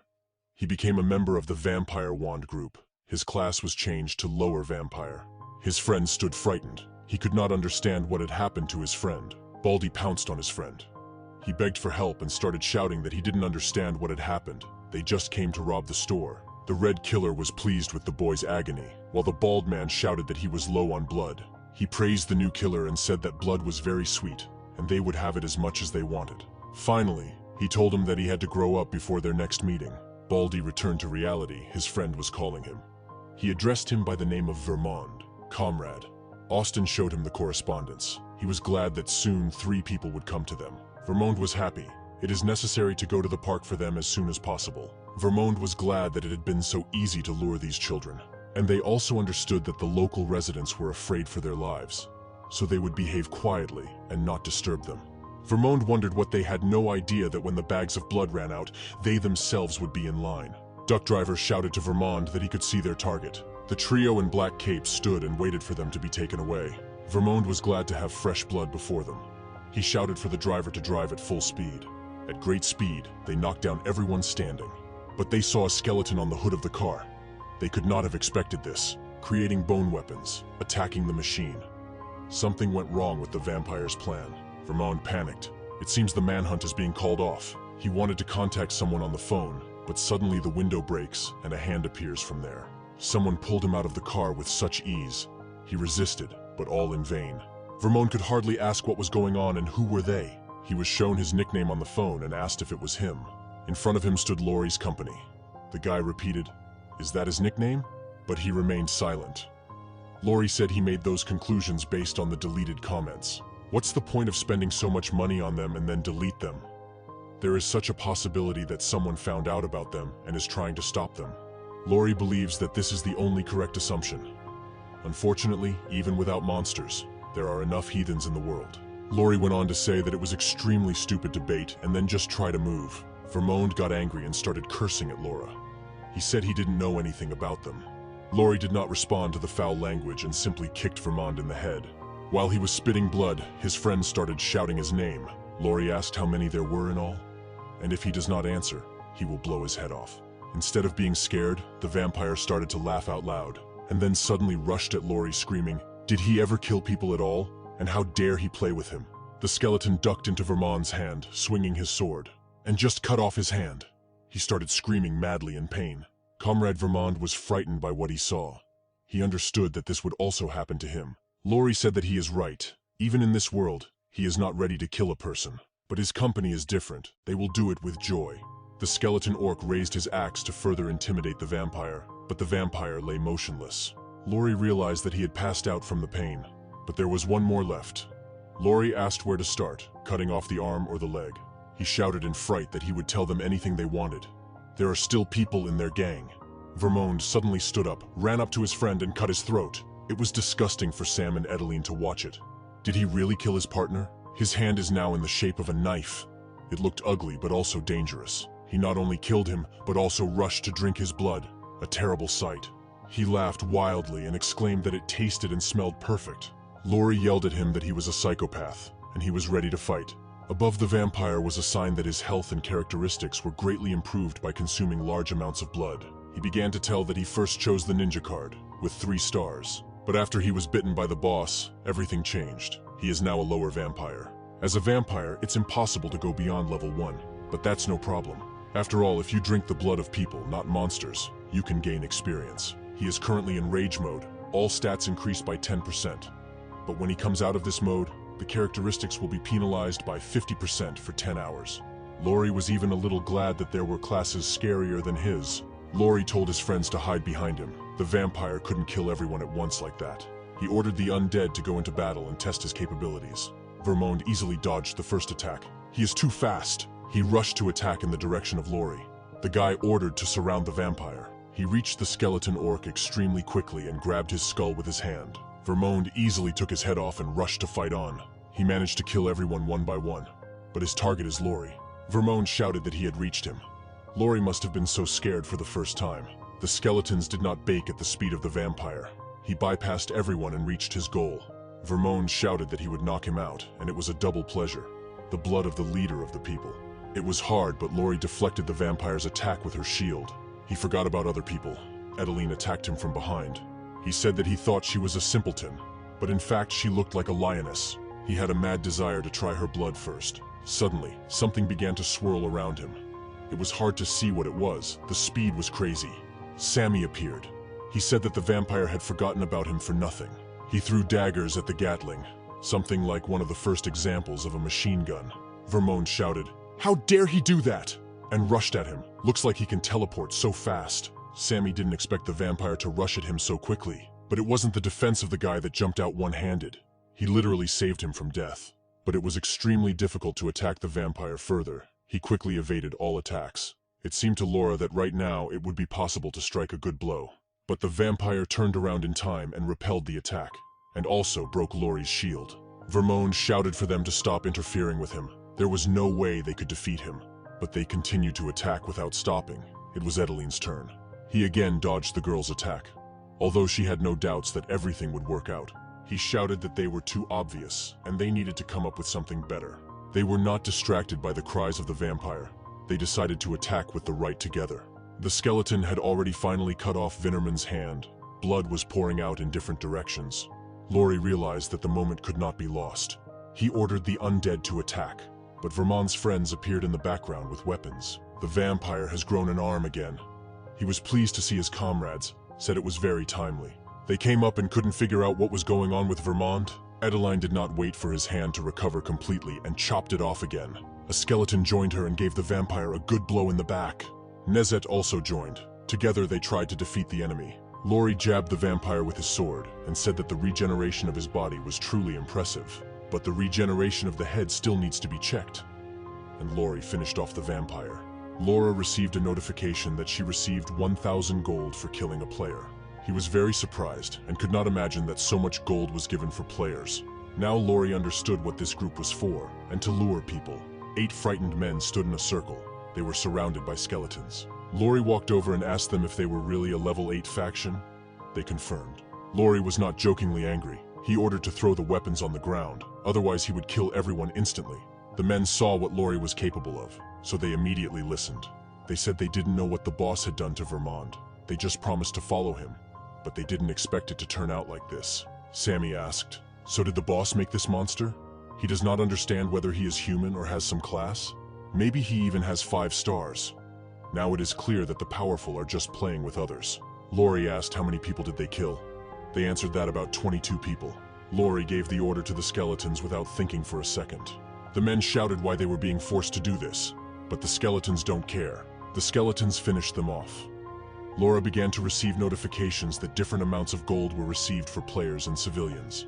Adeline and Sammy shouted Lori's name. They were shocked by their friend's action. But Lori replied that if he didn't do it now, they would definitely continue doing what they were doing before. It was difficult for Adeline to accept killing people, but she still understood Lori.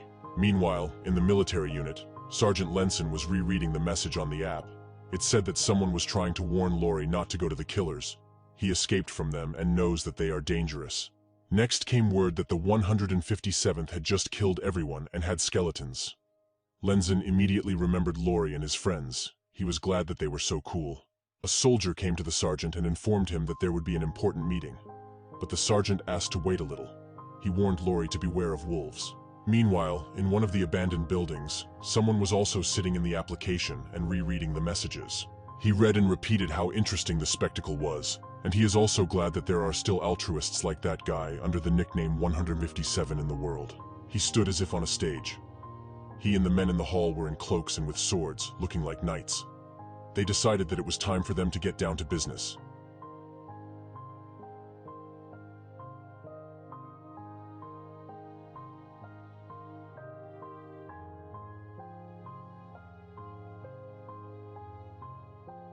Friends discussed that many people are looking for their families in the comments. They also talked about wolves that can jump 2 stories high and a lot of other useful information. Sammy asked if Lori had lunch because everyone who praised him went to the comments under the prosecutor's post. But he replied that he didn't care. Lori wanted to escape the subject. They just got to Sammy's house. Sammy was extremely worried before going home. He didn't know who his parents were or if they were even alive. They entered the entrance, but there were many corpses of orcs on the stairs. Sammy began to remember all the names of the gods from all the religions that he knew. "I prayed that my parents would be alive." He went to the door of his apartment and saw that the door had a crack. Sammy began to call his mother with all his might, saying that her son had arrived and that she should open the door to him. Fortunately, his parents opened the door for him. They are alive, and they were so happy to see their son. Sammy wondered why his parents didn't choose a card like that. He tried to find out why they didn't choose any card. They would love card games so much. The father replied that they did not have time to choose. Lori wondered how they even protected themselves from the orcs. All the apartments in the building are destroyed. Why did the orcs bypass Sammy's apartment? The father replied that they would use F-Killer. But Sammy and his friends did not understand. Mom said that he just splashed the orcs and ran into the apartment. The boys would never have thought that it was possible. "A very original idea," observed Lori. Mom thanked Adeline and Lori for bringing her son home and offered them green tea. They happily took the tea. It seemed so long ago when they were just quietly drinking hot drinks. Sammy was offended that his mother underestimated him. He said no one took him home. He's now a badass dagger thrower. She said that unfortunately the boiler is not working and there is only cold water. But they can wash off and go to rest. Suddenly someone with a gun was looking at Sammy's family's windows. This is the only window that was lit. The men smiled slyly. It seems they are up to something. Adeline got out of the shower and thanked Sammy's mom for borrowing the pajamas. The woman looked at her and said that Adeline is young and thin. She must have had a hard time. But Sammy grumbled that she was many times stronger than him. Lori wondered how long it had been since he had bathed in such peace. Good thing Sam's parents are alive. And in general, if orcs reacted to human smell, it would be much more difficult to live with a family in such a world. The skeleton wanted to help Sam with hygiene, but he kept refusing. Sammy asked Laura if she thought they should stay here. But Lori said that you need to move towards the goal, not stand still. There is a possibility that they saw orc patrols along the way. If they notice them, they can come and attack in a group. But Lori had not yet decided where exactly they were going. He had not yet decided on a goal. Sammy picked up the phone again. Lori teased him that even in this world he is addicted to social networks. Prosecutor Ndingpo wrote a new post. It said that they were inviting to the safe zone. There were not many places, so they would accept the first and best. But you have to pay with food and gold. Adeline wondered if it was possible to trust anyone from this app at all. and Sammy thinks that this prosecutor is not bad. Lori said that now it is clear why they wrote this post yesterday, but no one understood what he meant. Sammy asked for an explanation. He said that they don't know how many classes there are. Maybe this reformer really has the ability to protect the territory. But Lori still thinks that it is foolish to spend 1,000 gold for the sake of others. Why did they make that post? You have to look at the answers. They reviewed the comments, and they were all positive. People trust the prosecutor and gladly want to join him. They want to make a good impression about themselves in advance. Strong leader, mutual aid, safe place. But Lori thinks that in order to increase their power, they quietly earn gold and elixirs. Sammy was upset that there are no people in the world who are willing to help others for nothing. Lori replied that this is just his opinion. Maybe he is wrong. And in his mind, he understood that they were far from Endinpo. What was the point of even thinking about it? Sammy saw another message and asked if they could go there. But when he opened it, it said that an elderly man was looking for a woman to live with. Sammy immediately changed his mind, but then he was happy because he saw something sensible. Chief Gu wrote that they have a safe place in Suwon, and those who want to can come, but you have to pay for security. Lori thought he didn't want to pay anyone, but he wondered what these places were. As far as they know, Suwon is not far from them. It will take 20 minutes by bus. Lori was glad that they had decided, but Sammy said he would ask his parents first.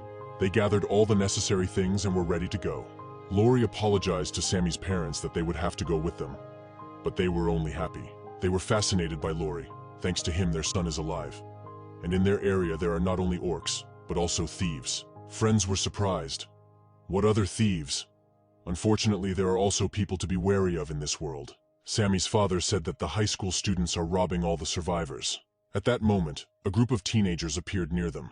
They felt clearly cool. The girl with purple eyes and hair spoke first. She greeted them and called them old ladies.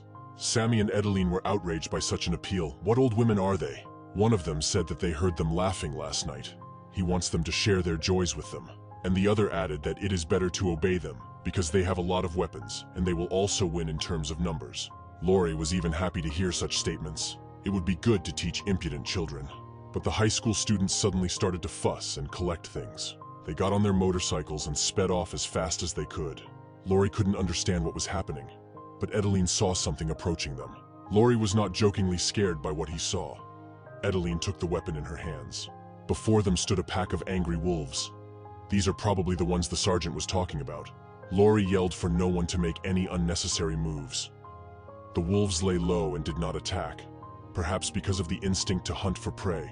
Lori understood that fighting them up close was not an option at all. Their claws are sharper, their claws are more powerful than their weapons, and their bodies are generally more balanced. Everyone was scared. It is difficult to predict the behavior of animals. Lori analyzed the situation in his mind. If they fall, it will take time to get up and stand up. If the wolves attack at such a moment, then you can say goodbye to life. Sammy asked if they were even safe inside. Lori said no. He continued that with their strength they would attack them with ease. Sammy was in a panic, and at that moment one of the wolves rushed to the door. In a second he will reach them, but as soon as he got close to them, he was hit on the head with a bottle of green liquid. Sammy immediately realized that Lori had thrown a slime liquid at them. The wolf was dying in convulsions. The other wolves were already afraid to take a step forward. Lori exclaimed that now is the time. How quickly he found his way. Everyone started throwing daggers at the wolf, finishing him off. Lori understood that there were several ways for them, the bipeds, to defeat the wolves. He ordered the skeleton orcs to attack. There was not a drop of fear on Lori's face. The skeleton orc grabbed one of the wolves, opened its mouth and stuffed slime into it. The wolf choked and raged. He did not like this dish. Lori asked, hadn't they been taught to take food from strangers? While the wolf was choking on slime, the skeleton commander attacked from above. He finished him. A notification came that 240 gold was received for killing a huge wolf. The other wolves already understood that there was little chance of salvation and tried to escape. But they did not succeed. One by one they died. Laura received a notification that he was now level 7. Adeline was upset. She told Laura that there was no point in her and Sammy. But Lori comforted her, said that opponents are just difficult. But Lori understood that Adeline's class is a tiger hunter. The more she will develop physically, the further she will advance. Sammy's mother admired the one-armed skeleton, saying that he was very cute. And Sammy told her that this is the captain of the undead. Lori wondered about Sam. Is he getting stronger? Does it develop even a little? Laurie tried to resurrect the wolf, but he received a notification that his level was not yet high enough to summon large monsters. They set out on the road, and it is not clear who else might attack. It was already dawn. The rotorcraft of the military was trying to escape from the dragons.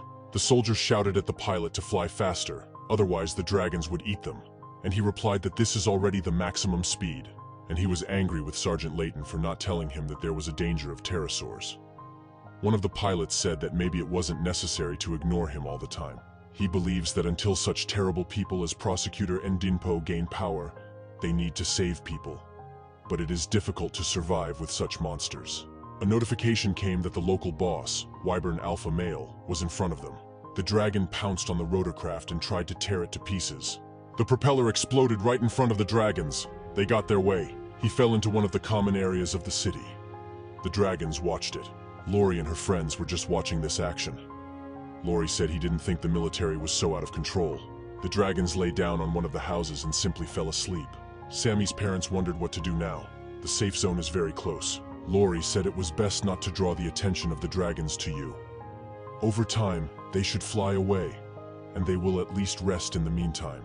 It was night, a full moon. The dragons each chose a house for themselves and slept peacefully. Everyone sat in a circle and talked. Only Sammy's father fell asleep. And at one point, a notification came with the choice of class. You need to choose right now. Sammy yelled at his parents not to repeat his mistakes and choose the class with the most stars. But his father answered him that he had been waiting for such a chance for 20 years and was not going to screw him up like he did. But there was another notification for those who already have a class. Choose an additional class card. 15 seconds left. Laurie started to get nervous. What is another card, and is it related to an existing class? The map he was looking at disappeared. Laurie thought that many players were being shown these cards right now. Sammy was looking for the map with the most stars, and Edeline and Laurie chose carefully. But Laurie wasn't sure that the more stars, the better the clan. He decided to choose a card that would help develop the Necromancer's skills most effectively. Laurie chose a Necromancer card with 3 stars. He immediately received a new ability, thanks to the connection with the main class. The ability is called Aura of Death. Buff for undead and debuff for enemies. Meanwhile, Sammy was shouting how bad everything was. Sammy got upset because someone picked a card with 4 stars that he wanted to take, and he got a priest with 1. Laurie said that the truth was that luck was not on his side. The new ability only gives protection for 10 seconds after killing an enemy. The right one tried to calm the boy down. Sammy's father asked him to rate his card, but the boy wanted to be pitied. He chose the Pioneer card and can create safe zones. Laurie was overjoyed and praised Tom. Does that mean they don't need to go to Suwon? Sammy asked Mom what card she chose, and he still couldn't calm down. She replied that she chose the chef's card. Sammy was surprised. It was necessary to take a card with which you can fight. But the parents said they were too old for that. Laurie asked Edeline what card she chose. She did not look very pleased. She chose the Hitman card with 3 stars. He has a special status passive ability that activates in dangerous combat. He wondered what kind of ability this was. And Laurie was in Edeline's mind. She thought he was very strong. He uses every person in the team effectively. He knows how to plan perfectly and has a clear mind. She thinks that no matter how hard she tries, she will not be able to become like him. But she is not going to stand still. If she cannot become like him, she will find her way and become stronger both mentally and physically. Laurie asked Tom if he could explain in more detail how his ability works. Tom said he would even show information about him. Laurie reread and realized that it would be difficult to create a safe zone right now. The safe zone is surrounded by a shield, but it can be destroyed by strong attacks. Requires 10 mana for 10 minutes of safety. How to run out of mana? 100 gold in 10 minutes. Laurie did not want to be like a guild that works only for gold. Laurie told Tom that they would only use his skills in dangerous situations, and now they were looking for a safe place. Sammy asked Laurie if they weren't going to go to Suwon now. Laurie replied that there was no longer any particular need. Laurie is convinced that the leader of the group will use his influence on everyone else. He doesn't want to fight with him either. They looked at the dragon. It seems that he has woken up and is ready to fly further. Laurie asked Sammy to look in the community for the location of the store. You need to use gold and become stronger. He has 24,000 in his account. Sammy looked and answered that there was no store nearby. Adeline informed the boys that the dragon got up and flew on. They went outside and saw that the high school students they saw yesterday were nearby. Lori thought that since they were robbing people, they should know where the stores were that could use the looted gold. Meanwhile, the high schoolers were discussing that they had wasted a lot of time because of these dragons, and they had to sit in the butcher's shop, although now they have a lot of meat. The guy with the freckles asked a guy named Tyson to spin the silver roulette. He replied that it is still necessary to pick up a little. Last time he got hold of a survival kit, he's hoping for something better this time. They entered some room, with such a look as if they should be greeted joyfully. But there was only silence in response, as if no one was there. Tyson was surprised. They already had the worst in mind. They decided to look into another room. He opened the door. It turns out that everyone was sitting there. But Tyson saw that they seemed to be in despair. Tyson asked them what happened, and where is Eugene now? One of those present began to tell that a certain man was coming again. But Eugene did not have enough money. He first shouted, "Where could she be?" But suddenly the girl came out of the darkness with her face covered and asked him to shut up. She opened her face and Tyson was shocked by what he saw. He kept asking what was wrong with her. But the girl asked him to be silent. She feels hungry from the human smell. Tyson began to calm the girl down. And the boy, who was lying cross-legged, named Woody, said that he was sick of such cuteness. He then asked Tyson why he killed Wusuk. He replied that Whiskers was too good and righteous for a gang of slobs. But the boy asked why he killed him and how dare he. Tyson replied that he attacked him and he had no choice. And Woody said, "So now you have to kill Eugene." Woody continued that they constantly need to drink blood and they can't hold back. Tyson got angry. He started yelling and asked Woody, "Did Whisker kill so many people because of thirst?" Woody was not joking. He said that they should be grateful that their boss took them into business, and without their protection, they would not last long. Tyson said they would figure it out themselves and that he would leave them alone. But this did not suit Woody. He said that without their protection, they would kill them. He ordered him to find 10,000 gold or his head would fly off. The vampire turned sharply and ordered the uninvited guests to leave. Lori and his friends were standing in front of him. Lori told him that he was kind of rude to his guests. Woody wondered what they needed from him. In principle, he is not afraid of anyone, except the boss. Lori pointed a gun at him and ordered him to give up everything he had. They did not expect that someone could rob them just like them. But he just laughed out loud and said that they were psychos, not guests. And Tyson thought that now everything will be covered in blood. Lori was surprised to see his teeth and asked if he was the boss of the Ash Building. Lori was convinced that they were the ones who killed all the poor people. The vampire rushed at the boy, but his hand with careless manicure was intercepted by an orc skeleton. Tyson did not expect to see skeletons in front of him. He thought Woody would kill everyone now in a matter of seconds. The vampire was mad with rage. He screamed and couldn't understand how Lori was controlling the skeletons. He could not say another word. The sword went through his neck, but he was still alive. Lori told him not to move or he would cut off his head. Lori wanted him to answer if he was the head vampire or if there was another boss, but he only laughed. He wasn't going to answer Lori's question. The vampire grabbed the skeleton orc with one hand and crushed it with ease. He grabbed Lori's sword with his other hand and broke it. But suddenly, one by one, daggers started hitting him. Sammy shouted that you have to obey when they tell you not to move. With one swing of her sword, Edeline cut off the vampire's arm, blood spurting in different directions. But he received a notification that thanks to the effect of the kindling stone, regeneration is available to him. His arm began to recover. Edeline did not wait for him to recover and continued to attack.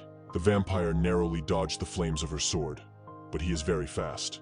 Edeline was hit a second time on the already restored hand. However, he is not so fast. But Woody did not relax. He began to attack the girl with one hand. She defended herself with a sword, but at the very end of his attacks, he grabbed Edeline's sword with his hand. Woody lunged at Edeline with her own weapon. Another moment and he will kiss her right on the head. But she miraculously dodged the attack. She received a notification that a special status was activated. She now understood the effect of this ability. While he could not understand how she dodged, he felt a good feeling in his back. Laura was notified that the aura of the dead was causing his opponent to freeze in fear. Nasty becomes weaker due to being controlled by Lori. Lori thought that they could have handled the vampire before, but now the aura was doing everything for them. Woody was getting weaker and weaker. He was constantly getting warning signs about it. He was standing in front of Lori on his knees, exhausted, without one arm, screaming and asking her to stop. It was in Woody's mind that Lori had weak physical training but could summon skeletons. If he makes one good hit, he will kill him. He planned to pretend to negotiate and then get closer and strike. But Lori decided to play it safe and stabbed the vampire with a bone weapon. But one spear would not be enough. Several more flew in a moment. Laurie told him that he had the body of a monster, so he would be able to talk even in that state. Tyson was like paralyzed with fear. He couldn't understand who this guy was, how he could be so strong. The vampire just snapped, telling Laurie not to think he was so cool, because he only caught one vampire. The vampire went wild. It was very disgusting to look at him. He said that the boss's plan would be carried out today. Laura was already fed up with all this. He realized that he would not learn any more information from him and told Edeline to finish him off. The girl's eyes lit up. She finished off the vampire with one blow. A notification was received that 322 gold was received for killing a vampire. Woody's corpse fell at Tyson's feet. He began to shout that he had nothing to do with this vampire. Laurie repeated to him the question with which he came from the beginning. He ordered to give him everything that was looted. Through a handshake, Tyson handed Laura 2,400 gold. Sammy said it was a small amount. Laurie replied that they were just pawns. What could be done with them? And Edeline was interested in which boss that vampire was talking about. Laurie said that is not yet known, but they know for sure that they are raising money, so they want to gather all their strength. Edeline praised Laurie for dealing with the vampire so quickly, and it is difficult for her to even imagine that such people exist. It seems that they did not adapt to the world, but on the contrary, they have a hierarchy, top and bottom. There should also be some restrictions. But vampires can spread like a virus. Do they have the right to turn a blind eye to them? In order to kill them, there must be at least 3 against 1, and how to fight against them if they attack in a group. And most of all, that will be so. They will want to take revenge for their own. Laurie asked where the store was. Meanwhile, Tyson told his friends that they should listen to Laurie because he is very cool. He said he would gladly take them to the nearest store. A new notification arrived, but it was red, not blue as usual.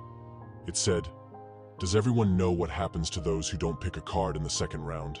Laurie said he didn't like it all. What will happen next? Suddenly, one of the people present began to scream and grabbed his head. Tyson asked him if he was picking a card. The guy was scared. He replied that he did not like all this. Why should he choose a card? Tyson couldn't understand why it was so hard to just pick a card.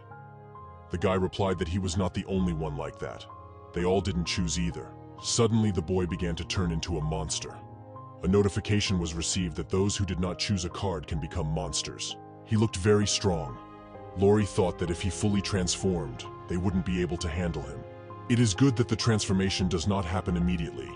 Laurie shouted that it is necessary to attack already. The skeleton rushed at the wolf first. You need to check how strong he is already. Meanwhile, Sammy's parents waited in a safe place, guarded by skeleton orcs. They thought about whether their son and his friends were already there, and whether it was worth going there at all. Tom thinks it's necessary because those bastards were probably killing others, and they need to be stopped. And the undead fought against wolves, against former people. Laura was very sorry about this. Of course he did not want to kill them, but unfortunately, there is no other way out. The boy wondered how a wolf could kill a skeleton with such a strong body in one blow. But with joint efforts, the skeletons finished off the wolves. A notification came that 3,000 gold was received for the wolf. Laurie was very surprised. How so much gold for one wolf? Even for dire wolves, they gave only 2 or 40. And this one was still in the process of transformation. What would happen if he did transform? They managed to avoid extreme danger. Laurie's level rose to 8. He chose a random attribute card. He got +3 to dexterity. Edeline said that since he had to control skeletons, a dexterity bonus wouldn't hurt.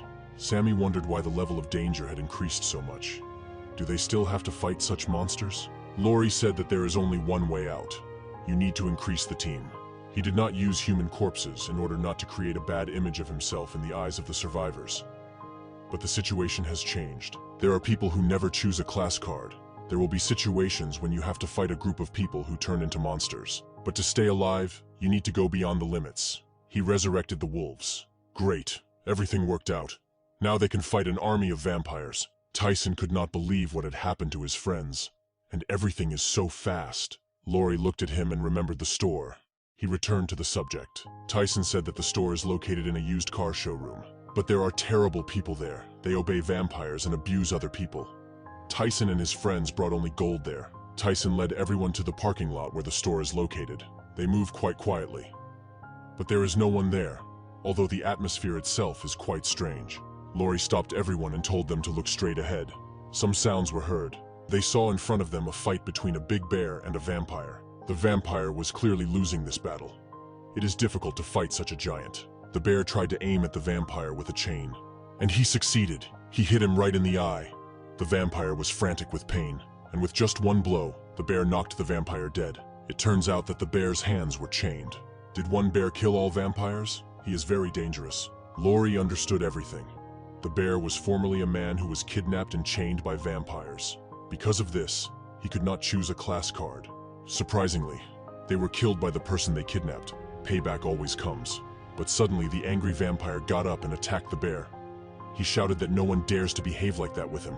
The wounded bear was able to fend off the vampire's attack and pushed him away. Laurie thought about the fact that right now there was an opportunity to get rid of two opponents at once. The vampire continued to attack. The two of them were barely alive. Blood was pouring out of them. The vampire was already without one eye, but this did not prevent him from seeing something terrible in front of him. The bear was a little confused as to why something was attacking his enemy, but suddenly, after the vampire was dealt with, it was the bear's turn. Laurie wondered if he was wrong. Wolves are not like bears. They know how to hunt properly. A notification was received that 3,500 gold was received for killing a werewolf bear. To summon a new dead, you need to get rid of one of the existing ones. The bear obeyed Laura. The guy was surprised by its size. He thought they had a growth limit. Suddenly, the friends saw their university bus in front of them. Sammy noticed that Adam seemed to be riding him. Adeline confirmed this, and Laurie said that he must have been attacked by vampires. He was going to take everyone to the military base. If the vampires have infected them all, then Laura is in big trouble with her friends. Laurie thought that there was no point in voluntarily going into such danger. He asked Tyson where the store was. Tyson started to show where it was, but suddenly his girlfriend let go of his hand and he wondered why. Her appearance changed a lot. She became as if possessed by someone. Eugene said that all her children are very important to her. What children are we talking about? Suddenly she turned to Laurie and said that now she sees who is killing her children and called him special. Laurie realized that someone had moved in with her. He told him that he thought the top was quieter, but this one talks a lot.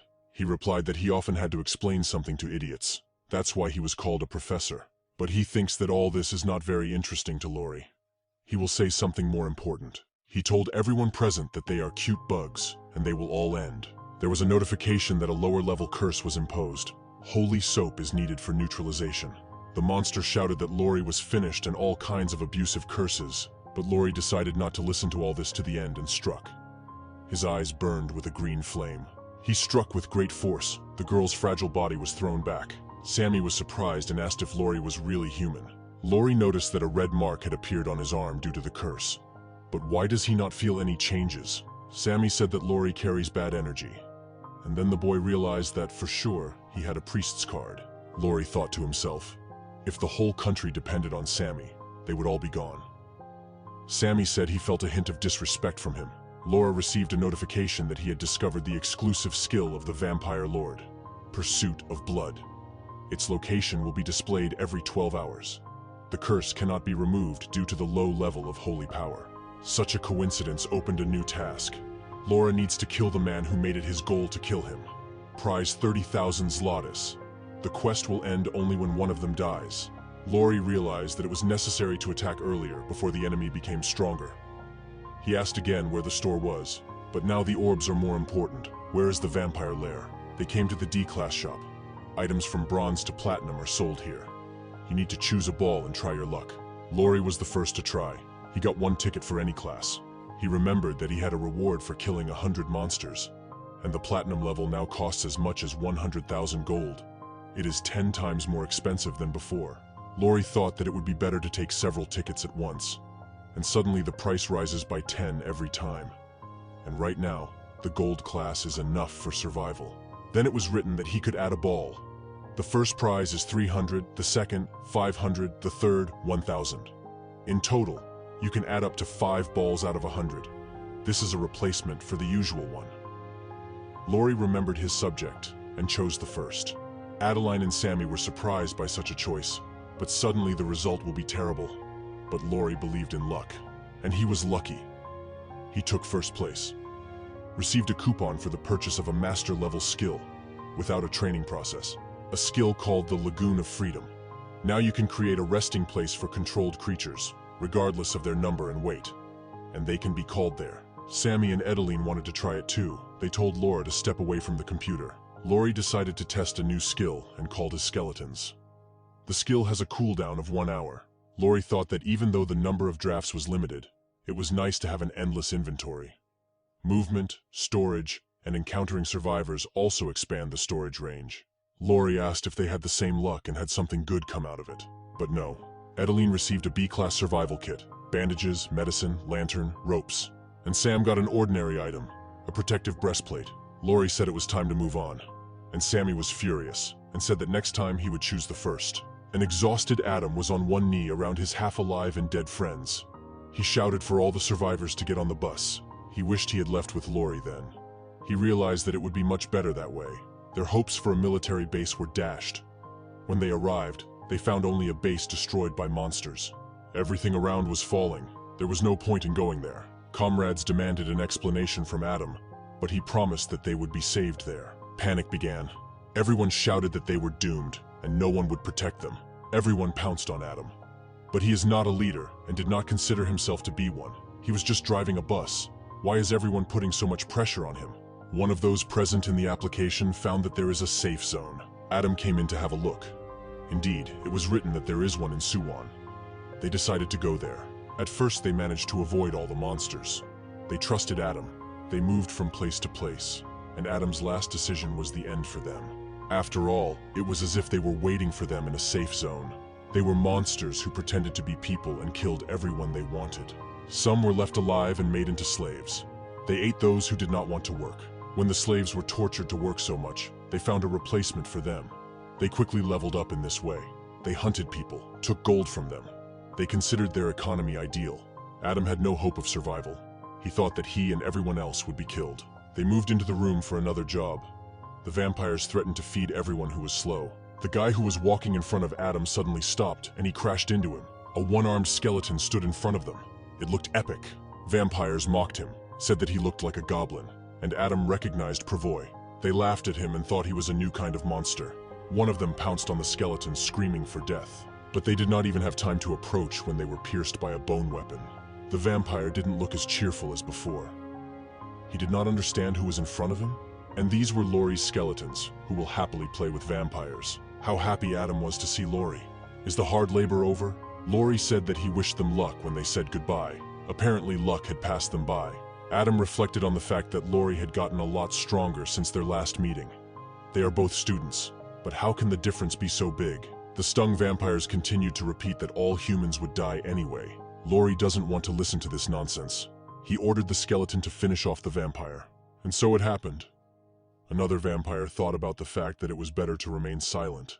Adam and his friends were shocked at how easily a vampire could be killed. Lori believes that there is no point in saving those who look human, but are monsters inside. Adam thought that she was stronger than he thought. And Sammy looks like he hasn't pumped at all since those days. The frightened vampire shouted that he would tell them anything they wanted. Lori ordered to tell the number of people in the factory and to name all the vampires and their levels. He said that he is the leader of the vampires. He is of the 5th level. 12 players. The strongest has the 4th. Lori told him that he was very honest, and he thought that he was not going to leave him alive. The vampire asked if Lori wanted to know if they had security here. He started to speak, but was stopped. It was Adam. He took a spear and pierced the vampire. Lori yelled at him. Why did he do that? The guy replied that he himself knows what is happening at the factory. He could not be left alive. He had killed all their friends. Even if they weren't too smart and scary, they still didn't deserve such a death. They had a lot of joint plans for the future, but where are they now? Lori reassured the boy, told him not to blame himself for this. You need to deal with it and move on. They don't just behave like that. More than anything, vampires hide among ordinary people. No matter how desperate, not everyone makes that choice. Adaptation and liberation are different things. Their way is to kill all the psychos in this new imperfect world. Meanwhile, at the factory, the vampires were doing their dark business. Their director stood on top and watched everything that was happening. The worker turned to the director. He asked how many more people needed to be collected. The director replied that it was just lunch. They are easier to catch than monsters, and they are tastier, and vampires worry about their evolution. The workers admired their boss. They think this is a great philosophy. They need to become the strongest species on the planet. One of them said that he also really wants to become a captain. The other replied that if he works hard, it will happen. The director found him in an abandoned warehouse and made him his subordinate. Therefore, he believes that he will change his life too. So will change, but turning him into a monster. Uninvited guests suddenly appeared. The director asked who is there. Laurie laughed at them. What other evolution were they talking about? This is how they justify the fact that they have ceased to be human. The men were preparing for battle. It seems that something will happen now. They approached Laurie and began to ask who he was. People behind bars recognized the boy and were happy that they would be saved. But the vampire began to close their mouths, said that no one gave them the right to speak. Laurie wondered if their boss hadn't told them who he was. The vampires thought, "What is this guy who killed Mr. Pack?" Laurie asked if they really do business here. The vampires thought Laurie was a jerk for coming here alone. Laurie's eyes lit up with a green flame. He replied that his abilities allow him to do so. The vampires were not joking. They couldn't understand what this dark energy was. A notification was received that a large aura has been imposed on this area. Laurie has changed a lot externally. He even got wings. Vampires are cursed with death. All attributes are reduced. Frightened vampires did not know what to do. One of them shouted that it is necessary to defend to the last. He encouraged everyone as much as he could. Screamed that you need to kill the guy and all the skeletons will disappear. As soon as the vampires killed someone, the skeletons came to life again. Even the vampire who encouraged everyone was losing hope. The vampire came closer. He wanted to kill Laurie so badly, but his plans were abruptly interrupted. Someone threw a green liquid in his face. It was Sammy. He threw a bottle of slime through the window. Meanwhile, Edeline freed the captives, and she told Laurie about it. At great speed, Adam rushed to them on a bus. He shouted that it was necessary to help the wounded get on the bus as soon as possible. The vampire with slime on his face was screaming that their food was trying to escape. The skeleton wolf pounced on this vampire and attacked him. Activation of Wild Madness. The effect is 10% damage and 20% speed of controlled goblins for 10 minutes. The vampire tried to dodge. He is cursed with death. His attributes are understated. He is infected with the devil's blood. His health is decreasing. Laurie held items in his hands, devil's blood and wild madness. The skeleton finished off the vampire. Laurie yelled at him that he could always be counted on.